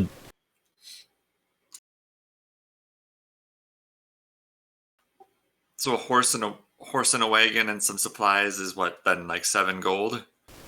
yeah, about that. All right, Jewel going for the wagon then. Yeah. I'll have to ride in a wagon because I literally only have 4 gold left.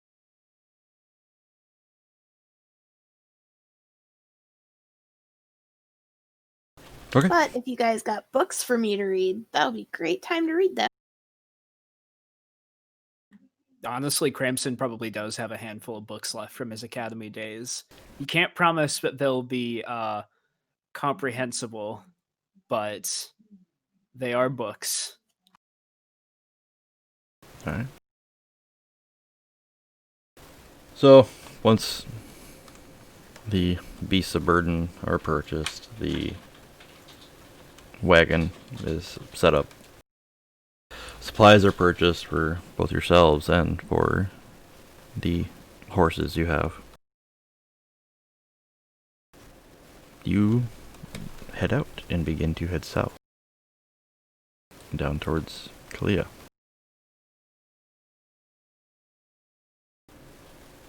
First day's ride, it's slow going, bumpy. You have to try to get used to it, but you're not walking, so that's a good thing. Everything goes smooth. You pass through little farming town, like little villages and different farms, and a few merchants on the side, just on the side of the road, trying to sell any wares to anybody passing through. Roads are not busy, but there's a lot of people coming and going from once you start getting close to the crossroads.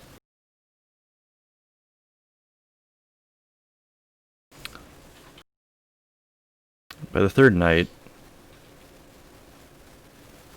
as you begin to set up for camp for the night, kind of pull off the road, and you're in a fairly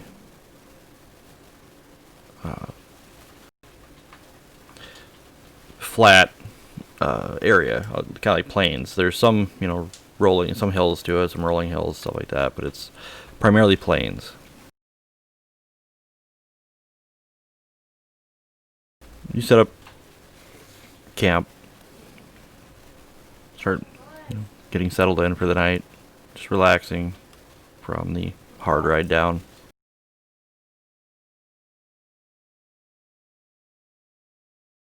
who's taking first watch? I'll do it. Daniel will call the last watch first this time, before Jewel can. All right. Shotgun.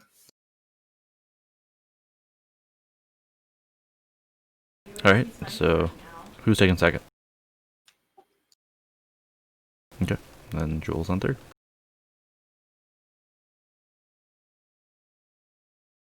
So as everybody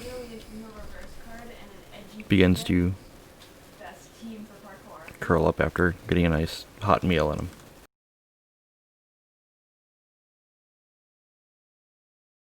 I need a average perception with 2 setback because it's night, 1 boost because of firelight. I figured that I'd do the same thing that we did before, kind of put a light out just past the edge of the glow, so Okay, give a little bit more. so you get another boost. Just make sure you roll difficulty this time. But I liked it the other way.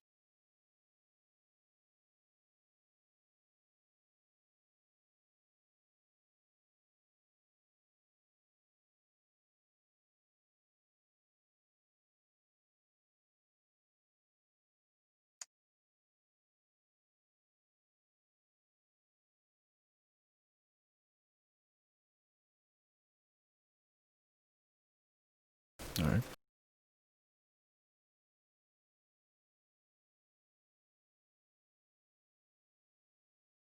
The campfire song. Let's gather around the campfire and sing our campfire song. Yikes. Alright, so as your watch goes by, it's pretty quiet. You can hear crickets and other small rodents moving through the grasses. The horse is kind of shifting around every now and then. Goes by peacefully.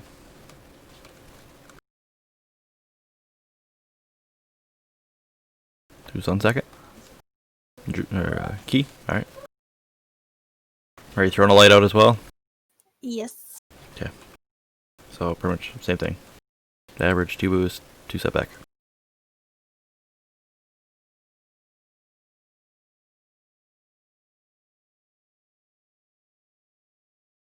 Alright.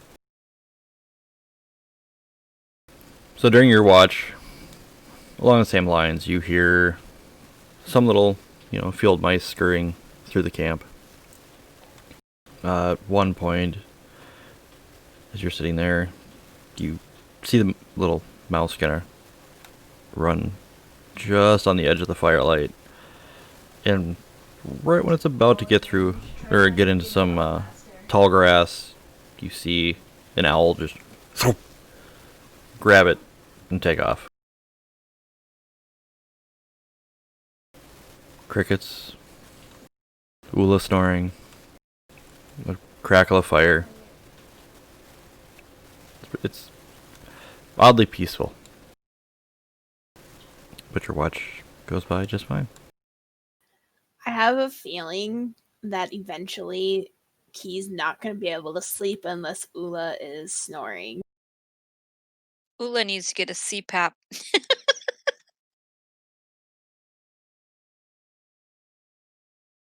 Just be sure to check the coverage policies on that.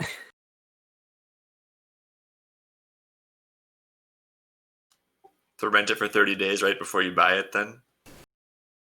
Well, you gotta have the trial Try period. before you buy.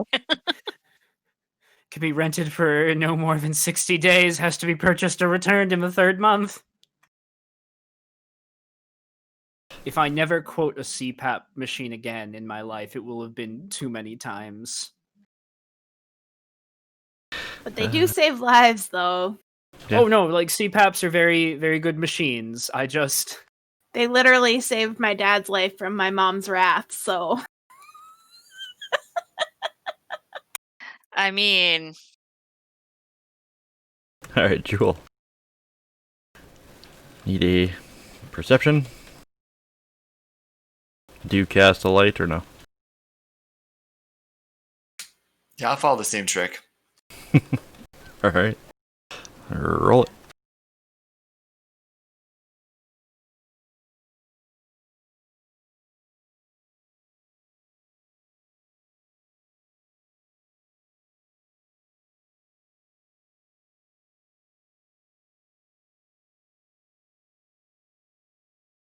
All right. So, during your watch, you hear crickets, you hear Ula snoring, the crackle of the fire. What are you doing as are you just kind of walking around? Or are you reading something? Are you just focusing on the fire? Are you studying anything? Yeah, probably a combo between walking around some and staring at the fire. Okay. So, at one point as you're walking around, you see movement out not too far from where you're at. See something kind of hunched over, run. Something else kind of hunched over, run. And they stop. You see one more kind of go the opposite way. And you see one slowly kind of start moving towards where you guys are at. You can see that they're trying to be stealthy. I'm gonna send my light over in their direction. Alright. So as it starts to go over, you see the one that's slowly trying to move towards you drop. And it kind of, as the light comes over, you see the grass shift as it kind of pushes itself against the ground.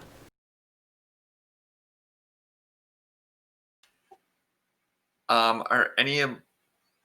I suppose I'm a little bit out of camp now, so I'm not near any of my teammates. Yeah.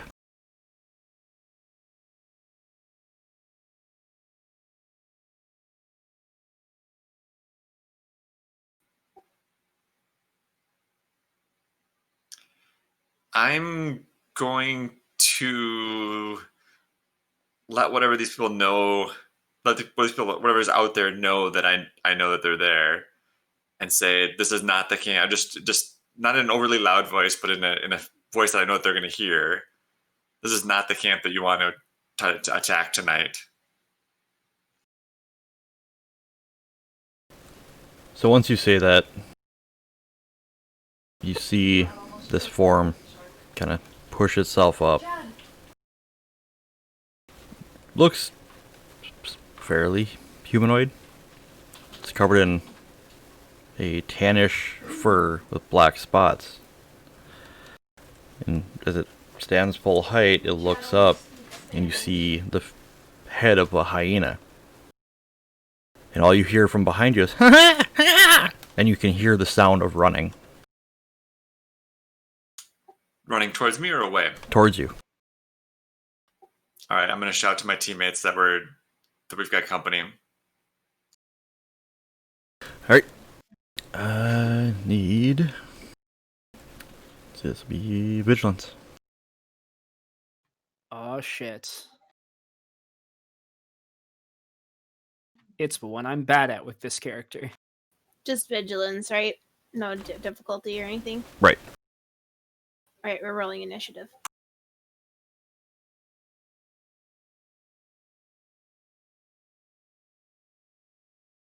Oof.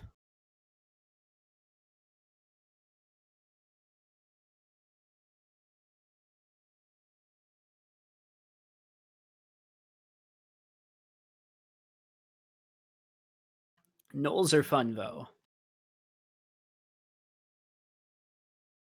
See, that's why I couldn't be a dog like kobold, because I'd be intruding on knoll territory. Yeah.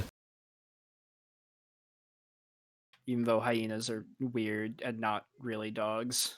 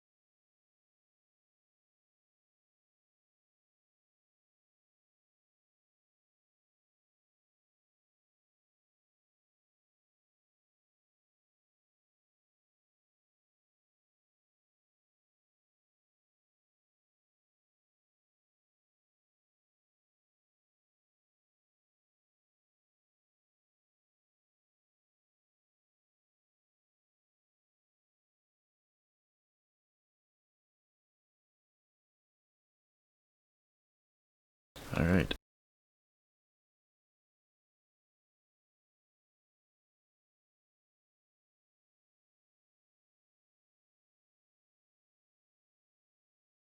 Oof.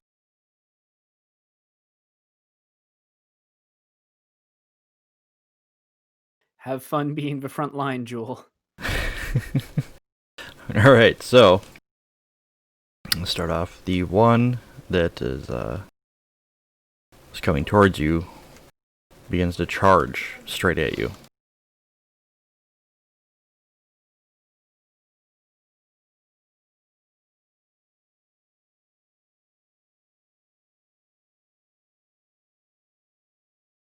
So while he's doing that, actually, that's pretty much what his action is going to be.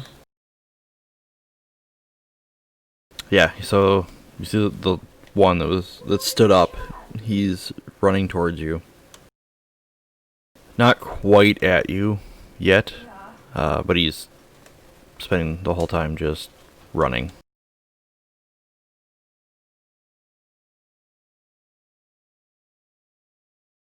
Next one. The others that were kind of flanking around charge up because they were a little bit closer since you were kind of focusing on the one. And they come at you with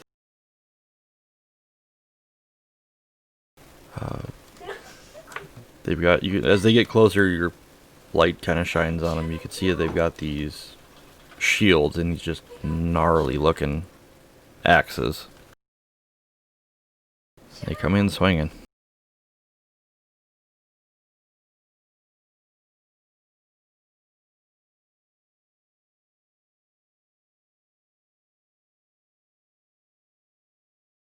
Do you have any defense, melee defense?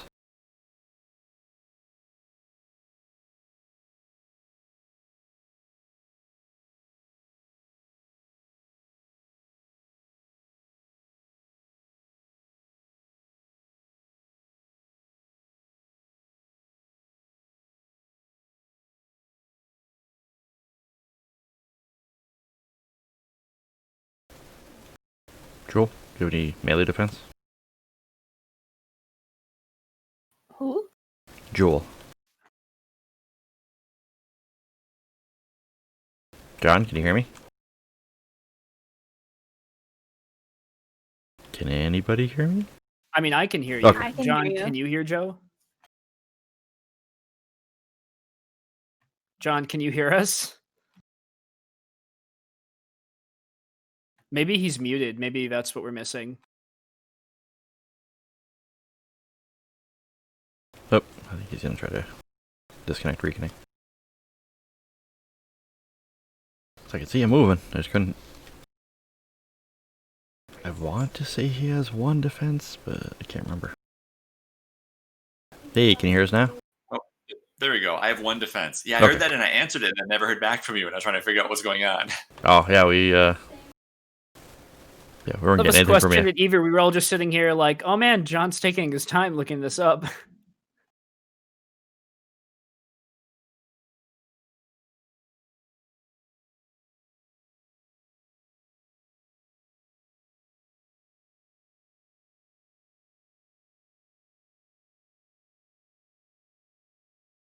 Poor John.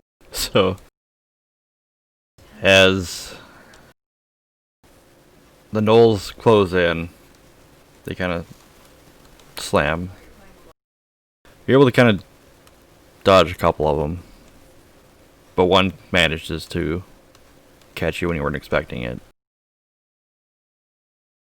So you're gonna take 7 damage, or 7 wounds before soak.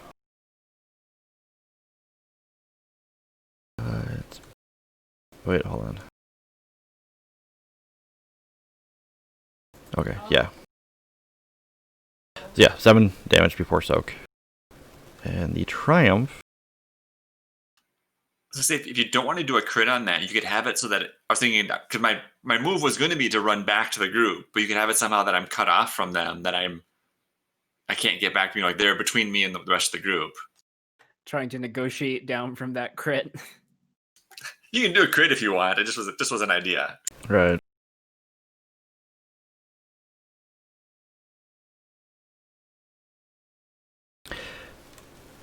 No. What I'm gonna do actually is, because of the way that they're positioned, you're cut off, but they're gonna allow the other knoll to get a free maneuver to get to you, and that'll be theirs. So now we have a PC slot, which would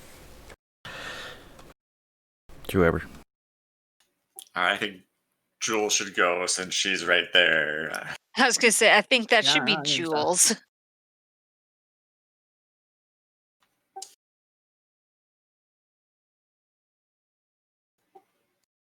All right, so one of the abilities Jewel got this week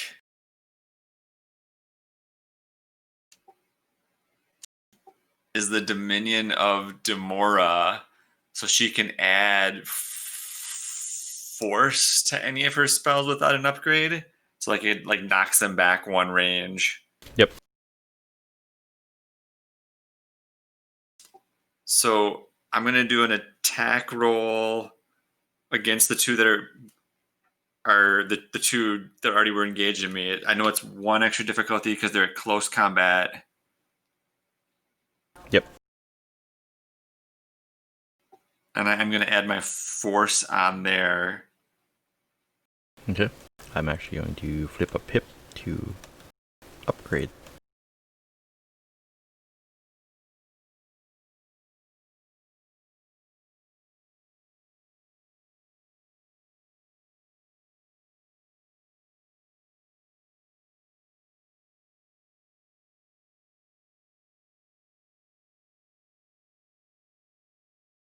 So that's one purple, one red. Be two purple, one red.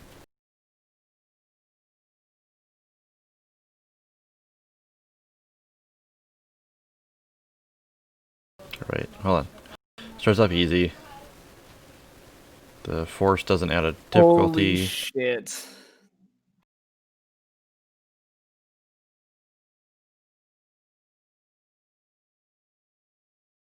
Alright. Holy shit. I'll just regain my strain for my advantage. Okay.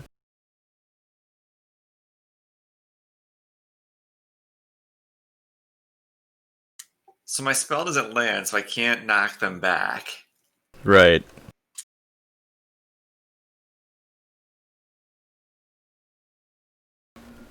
So as you cast, the force of your spell lashes out. Does not hit where you're trying, or who you're trying to basically blast back. It does startle the ones that had been flanking. But when it went off, something happened, so it's actually thrown you kind of off balance. So what I'm going to do is I'm going to, when the ones that got startled go to attack you, it's going to upgrade their difficulty by 1, but the despair is going to upgrade their attack against you by 1.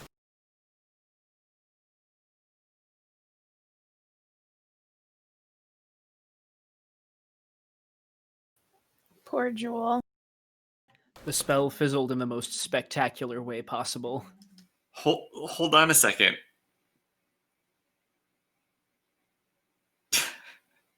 Joe, if I do what I said I was going to do, then I actually succeed. For which one? Did you see my text? I don't know if you're by your phone. Did you see my text message? Oh, that's right, because that gives you 1 automatic. Yes. Alright, so yeah. But you guys can't know this. Yep. All right, that's But right. what? Dang it, I it don't wasn't know supposed to anything. come into it wasn't supposed to come into play like this. Yeah. And the Okay, fine. The jig is up. I'll just not like Jewel no, uses it's fine. No, you don't have to tell us. Um, You don't know shit. the force damage. That's how far does it push them back? Is it equal to one range. So, one range instead of band? being Okay. engaged, they're now close. Yeah. Yeah, so you push out to short.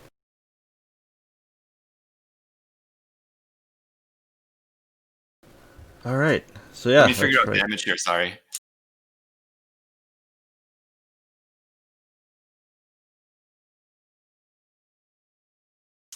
It's 5 damage.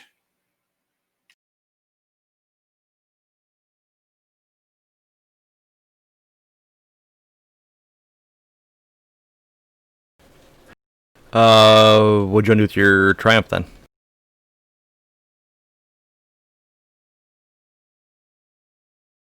Because of that thing, you did succeed, so you can. Yeah, I guess I'll just crit on them. I don't have anything better. Okay. So what we'll do.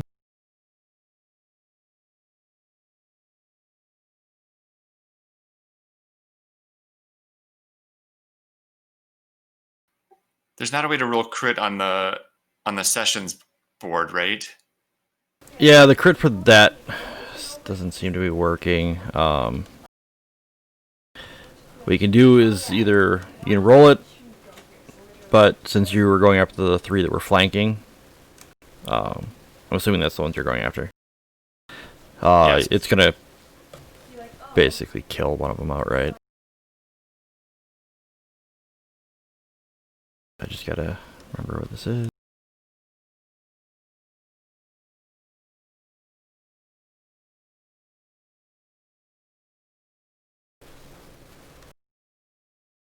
Ah, perfect. Actually, I got it.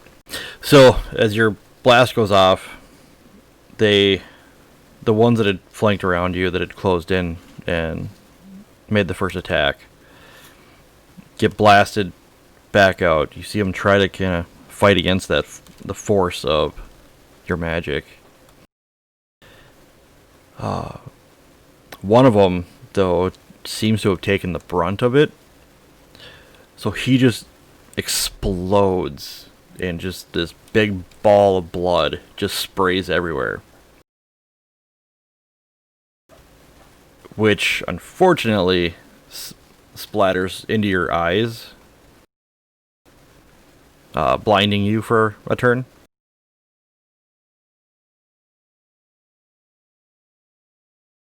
Yeah, so one of them is gone. He's little meaty chunks.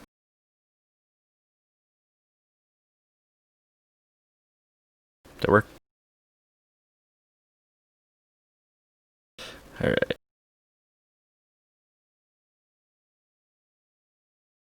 Okay, so PC. One quick question: did all of the enemies get to go first? Are there any other NPC slots coming up before we hit the end of the round? No, it's just this small pack. Okay, in that case, I vote Ula goes next. All right, sure. So yeah, you wake up to Jewel yelling out, and you hear the sounds of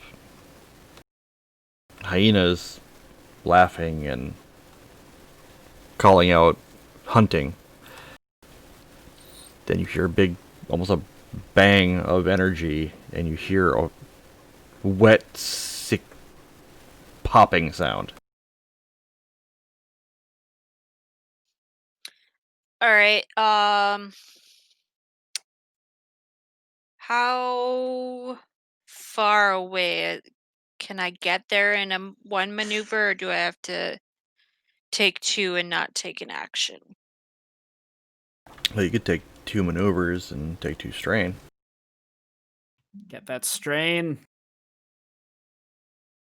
However, Jewel was basically just in the edge, or about short range out from the camp. A couple of them got shoved back. So there's one pretty close. You could actually make it there in a maneuver. Okay. That's what I'm gonna do then. I'm gonna go after the guy. I'm just gonna kind of yell. I'm gonna grab my axe. And I'm gonna let out a yell, like a war cry. And I'm gonna run up to him. And so I am going to suffer 2 strain to use reckless charge, which means I get to add 2 successes and 2 threats to the results of my next melee heavy combat check, but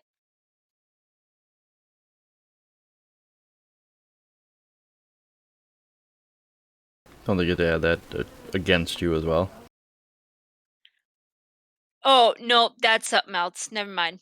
This one is I take 2 strain and then I get 2 successes but 2 threats. Okay. So I'm gonna run up to him and I'm just gonna kind of do my war cry, and I'm gonna wah! Alright. So it'll be average difficulty. 1 setback.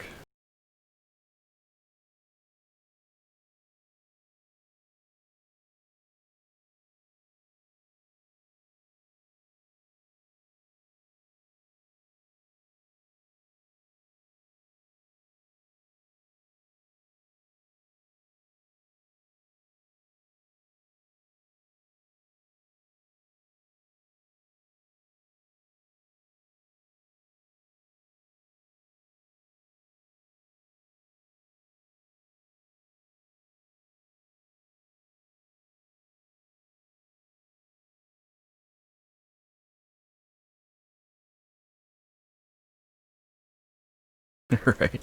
Oh, there she goes. God damn, seriously?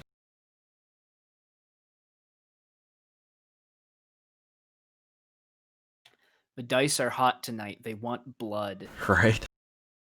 Roulette definitely smashes. Ours, theirs, it doesn't matter. Blood for the blood god. Alright, so what's the base on your axe?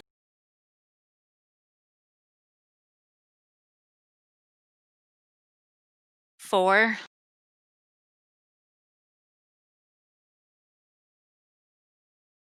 So 4 plus 4 is 8.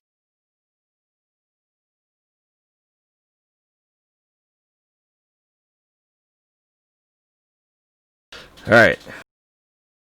So, However, I have no advantages to spend, so no, but you do have a triumph. I do indeed.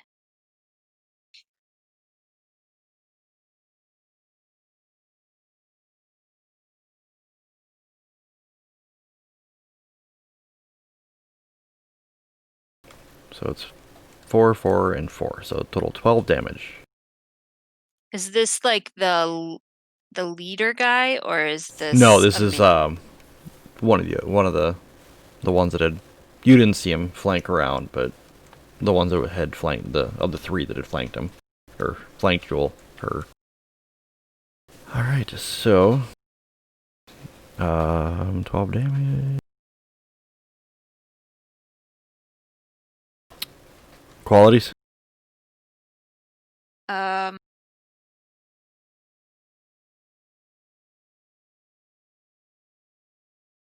Pierce 2, vicious 1.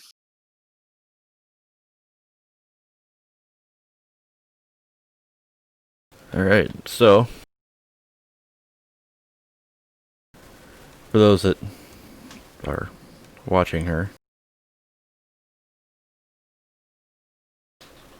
Ula rushes out, unleashes this battle cry as she begins to swing her great axe. As the gnolls start to turn towards her, axe comes down, just cleaves one in half. Following the momentum, she's able to kind of slide in the tall grass and use it and just go from like slide, spinning the axe. It just kind of comes up and just splits them straight up the center. And they both just slowly, well, the one kind of slides, the top half slides off, makes a wet plop on the ground. The other one you just hear as it splits in half. All very horror movie like. I'd like to think of this as kind of happening like real time, like my force like blasts them to her, and then she like steps up into them and just like slices them. Pretty much. Okay, so PC.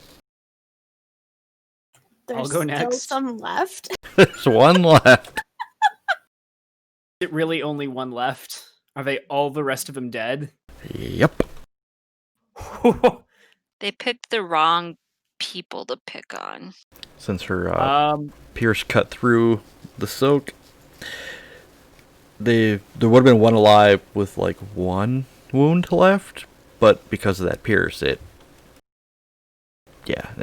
dead. Perfect double kill. Can Crimson? Will it take 2 maneuvers to reach the surviving one for Crimson? Yes. Sure. Let's live life dangerously. Let's be aggressive. He's gonna wake up out of his bedroll, like hear the explosions going off, see Ula charging off, just grab a sword, hop up, give his own little ah, and I'm gonna spend 2 strain to double maneuver up, and then I'm gonna take a swing at the survivor. All right. So be average difficulty, 1 setback.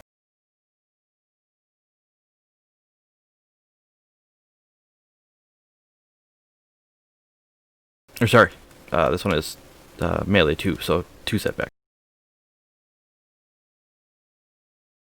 Darn shields.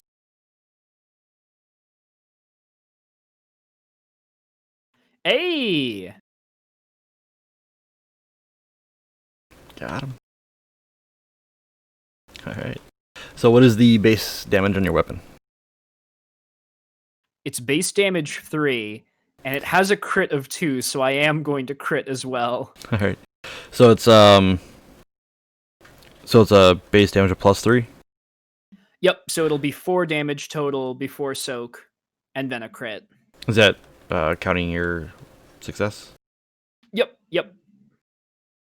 Okay, because it's brawn plus the +3 plus your 1 success. Should I be adding brawn on melee weapons? For damage, yeah. Oh, I've been doing it wrong. So that's an extra 1 then, so it's 5 damage total. Yep. It's only been 1 point each time because I don't have a lot of brawn, but I've just been doing it wrong. I'm used to That's fine. guns from Star Wars. Like, oh yeah, you add the success to the damage. That's all there is to it. Yep. No. Yeah. If you were using like a crossbow, a longbow, something ranged, then it's flat out base damage plus successes. With melee, it's your brawn plus the base damage, is +1, +2, +3, +8, whatever, and then your successes. A lot more math. All right. So it's 5, and then are there any qualities on your? Nah, it's just defensive, so that won't apply here. Okay. You said you wanted a crit. Okay, so basically you do the classic way that we were doing with Sounds good.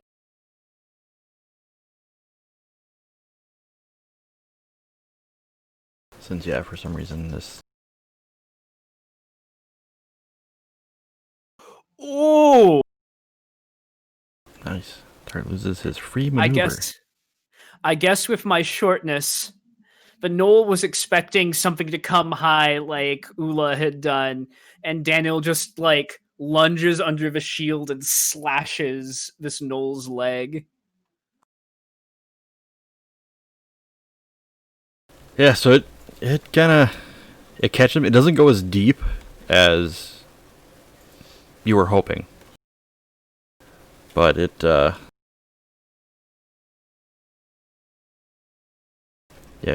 draws blood. You hear him kind of yelp and then look down at you.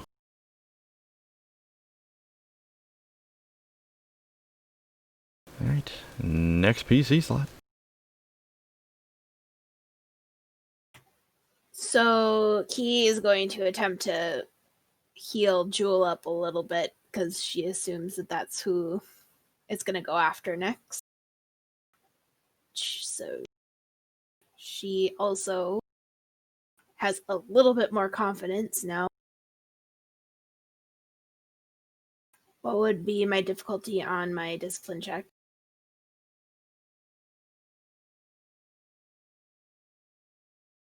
We're gonna push it to average.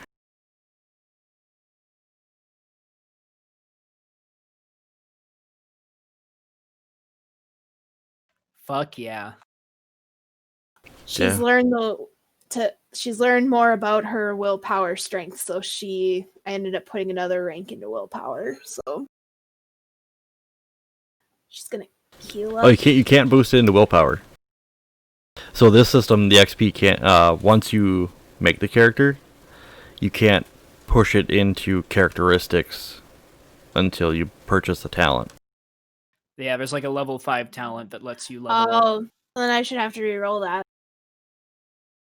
I mean, you can probably just subtract 1 die.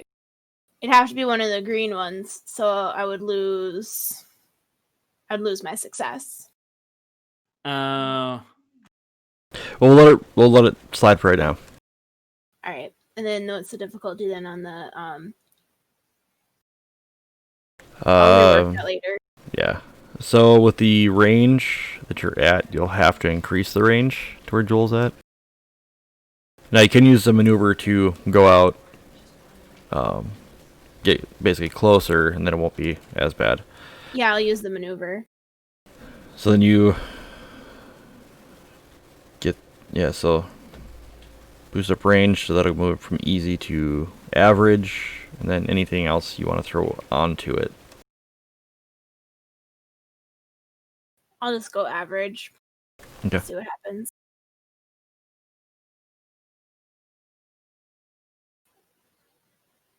So she heals 2 strain and heals 2 wound.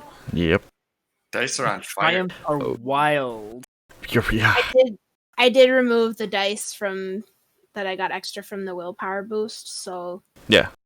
But you do still have another triumph. So with the triumph, could I don't know, give her like steel skin or something? Like put like a very thin like shield on her? Yeah. Yeah. Or basically I'm giving them setback dice for trying to attack her. Yeah. So it'll be is for at least 1 round. She'll get an extra. Jewel will have an extra defense die. It's basically she's bathed in. Divine Yeah. healing. Radiant light as it's like healing up the wounds. All right.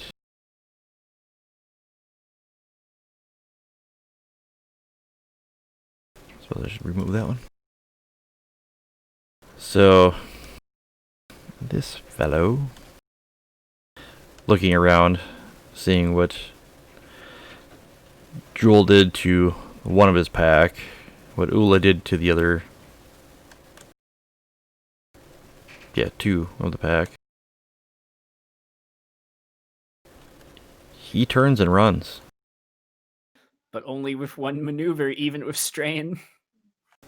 Yep. Well, basically, it's his action is to just haul ass out.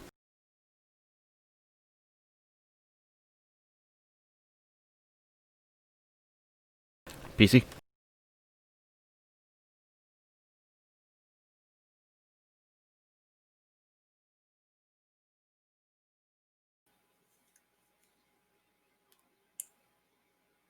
Jewel's not gonna necessarily go give chase. If somebody, I don't know, if somebody else wants to, you can take it. Is what I'm saying. Yeah, Cramson doesn't feel a strong urge to chase.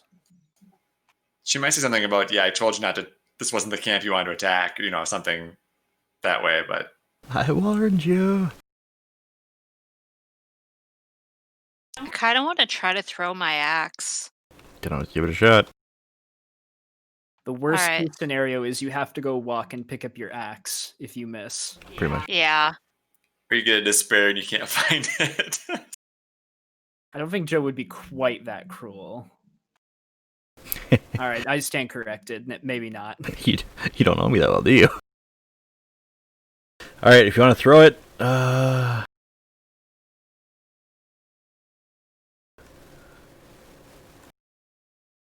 it'll be a ranged attack.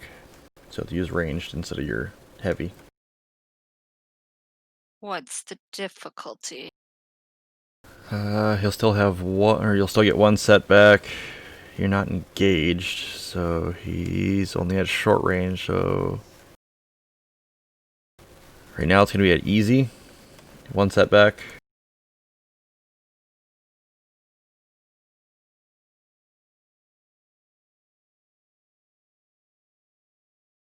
I'm gonna flip a pip.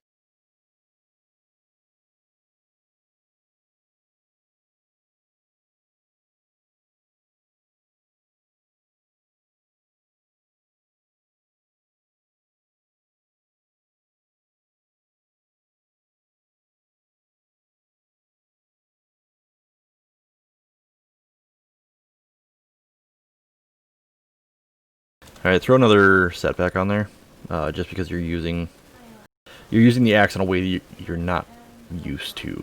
So it's gonna be different to try to accurately throw it.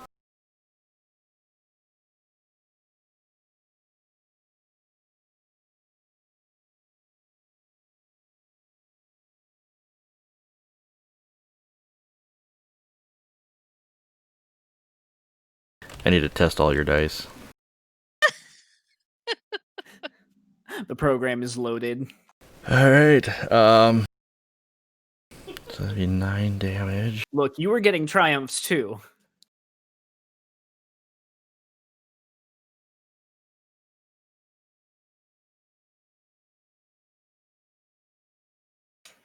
Little did we know that when they upgraded the program, it now has triumphs on 6 sides of the dice.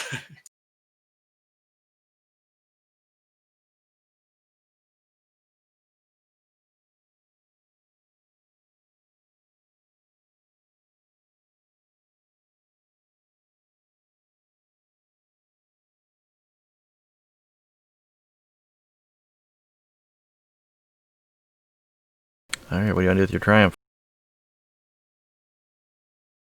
Did it kill him? He's still up. Your axe is now stuck in his back. I mean, And I will use my triumph to crit. Okay. So vicious You wanna use 1 plus he's already got a crit, so it's gonna be a plus 20 to the roll. Alright. You could have it like boomerang back to your hand as your triumph. I totally should. Digs into his back, slashes up his back. The hilt or the handle bounces off his head and throws it right back at her. Like almost defying laws of physics.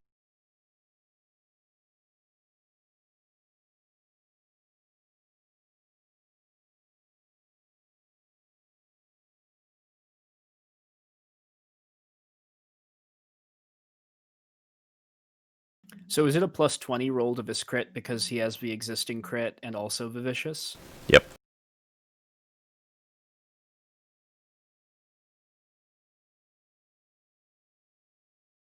Yeah, I'd say that's agonizing. So yeah, now Whimpering has a giant great axe sticking out of his back.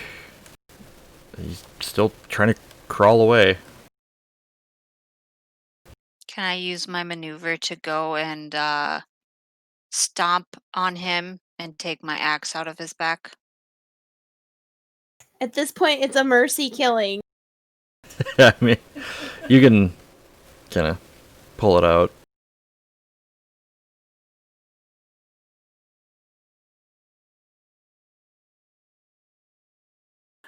Just let it end. Does anybody want to finish him off?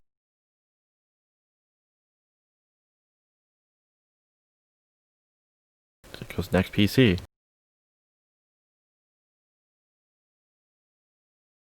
Just You saying can roll give the me two. your turn, and I'll just coup de grace. If Joe lets me. I mean, if he's willing to allow it, I would rather do that. It feels weird to run up and finish him off for you. Yeah. I feel like this is Ula's. Kill Stealer. Didn't have your name on it. I think if all three of us defer to Ula. Plus, they've never seen her throw her axe like that. I've never seen me throw my axe like that. Okay, so it does go to him. We basically skip over everybody else. He does try to. He kind of maneuvers himself around to bite.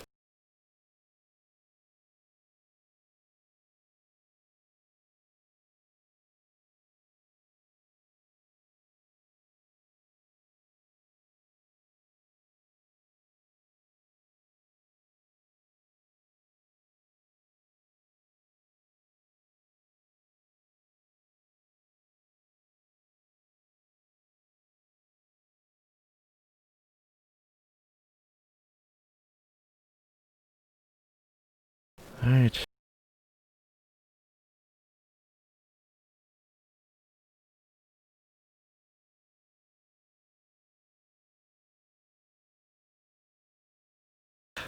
As he tries to bite, he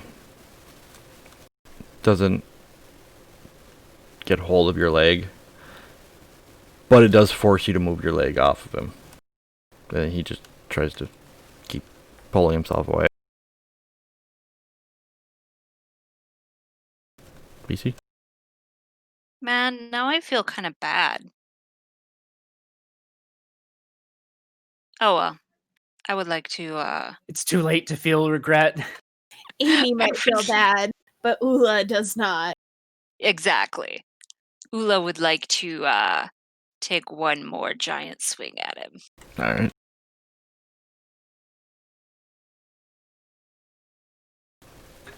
So, go ahead and make a roll. Be average. Still get the 2 setback from his defense. But you do get a boost because he's on the ground and you're within melee range.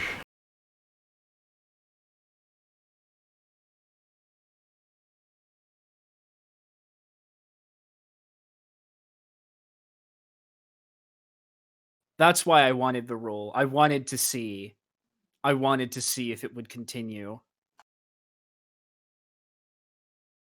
I know he's probably dead, but I still want to see her roll the crit anyway. I just want to know. It's like you're critting on the dead body. Yeah, pretty much. I mean, it's, let's see, 15? No.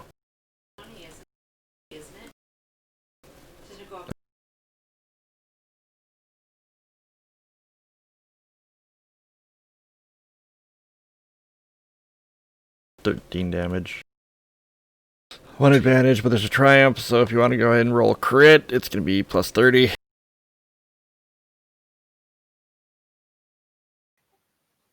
No shit, it's knocked prone, it's dead.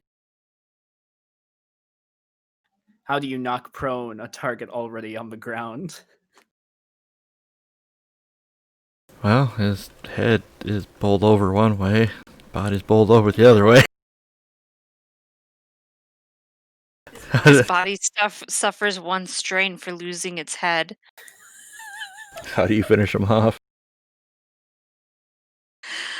Okay, well, like I said, Amy feels kind of bad because he was trying to crawl away. But Ula is like, yeah, no, this isn't happening. So she, as he's trying to crawl away, she just kind of walks up to him because, he's crawling, can't go very far.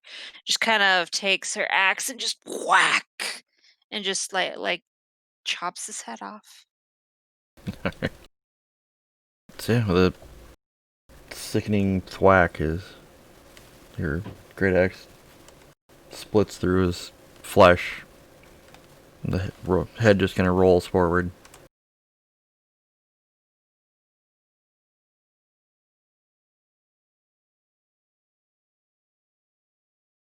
And he is dead. As you guys begin to gather around the campfire again. Are you still harmed, Jewel? Wait, what'd you say? Oh, are you still harmed, Jewel? Looks like they got to you. A little bit, but I think I could sleep it off. There's still a couple hours till daylight. Whether or not it's time to tag in, Jules going to return the favor from last time and tag in Danielle and say, "It's your turn now." Well, before you sleep, at least let me treat that a little bit. Make sure no infection sets in. I didn't buy all these herbs for nothing, after all. And I'll make a quick medicine check. Okay. So the herbs, yeah, you can get a boost from Key helping, and with the herbs and everything, you can get another boost. And what's the difficulty on that normally? Or no, wait, I just roll it, and then it's just whatever it is for healing, right? Trying to remember.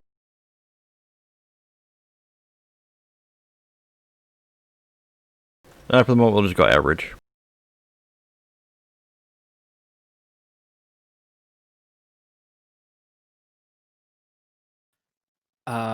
And then I think it's the number of successes is the number of wounds healed, and Yes. the advantage is strain. And it's +1 because I have the surgeon talent. Yep. So that's another 5 wounds you can heal up. Cool. I'm full up. Perfect. I'll get some rest. Hopefully, nothing else decides to play funny with us.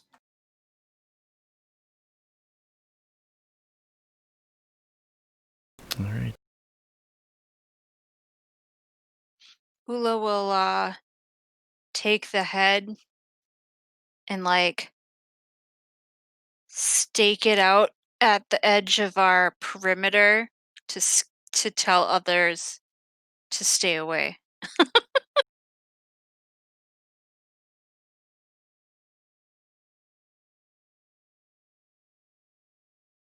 As you walk back, Daniel's just going to say, "Sometimes you scare me a little bit, Ula." She's just gonna look at him, and then she's gonna just kind of shrug, but not like in a, like just kind of in a "it's who I am" type of way, And then she's just gonna head back to her cot bedroll thingy mabobber.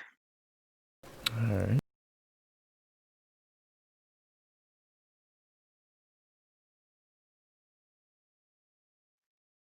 At least I'm on your team. Can't argue with that.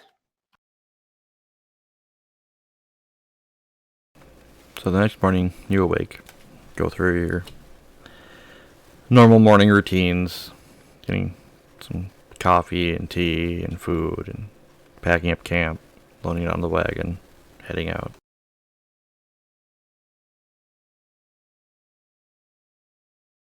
After all the travel, you finally make it to Kalia. It's a larger town, just smaller city, but larger town than Stowhill was. It seems pretty busy. People coming and going, people yelling out different products and wares that they're trying to sell.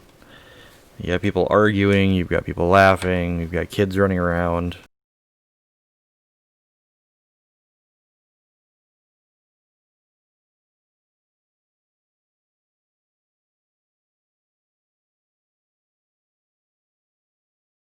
Where do you go?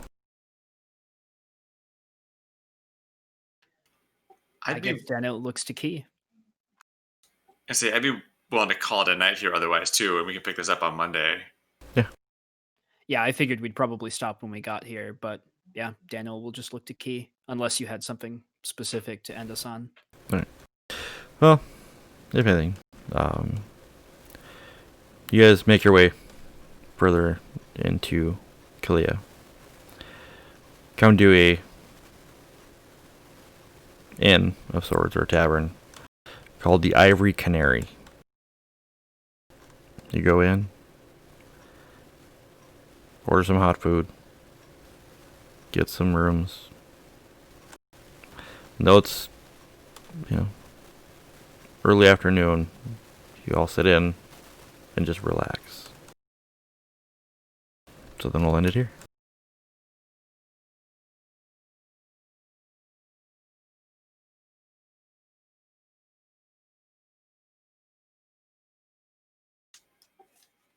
Another fun session.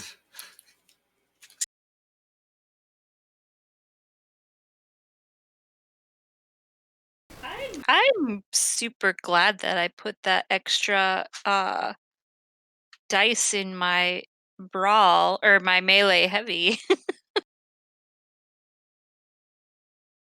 They definitely rewarded you. So many triumphs. The dice were very thirsty. That's what we get for doing a special Halloween night stream. Right. It's the full moon. Is it really? I'm just Also, saying, is didn't we have wasn't like the last session or the session before where we had really bad rolls? So this just kind of is making up for it. Yeah. But yeah, Too bad that Noel's head wasn't big enough to make my helmet. You'll find a beastie someday. But I'm just terrified now in general. No idea how we handle this oncoming Dark Lord who may or may not want Jewel to come back and finish what she started. And she may or may not be doing that. Yeah, but didn't you just see Ula destroy all those gnolls? I mean, come on. It's fine. Like, there's no way any kind of Dark Lord could stand up to all of those triumphs in a row. That was ridiculous. So many triumphs. I am very curious for the prospect of dragons, though. I won't lie. Yeah. I'm wondering if the dragons might be the cause of the, fiery towns. Maybe. Or maybe the dragons are secret friends. That could also be a thing. Dragons? Friends? Could be. Alright. Yeah. That's what I got for tonight. Hopefully you guys had fun. It was a good time. I was very Also- impressed with the everyone had in their own dreams. That was awesome. Yeah, it's always fun to have something like that.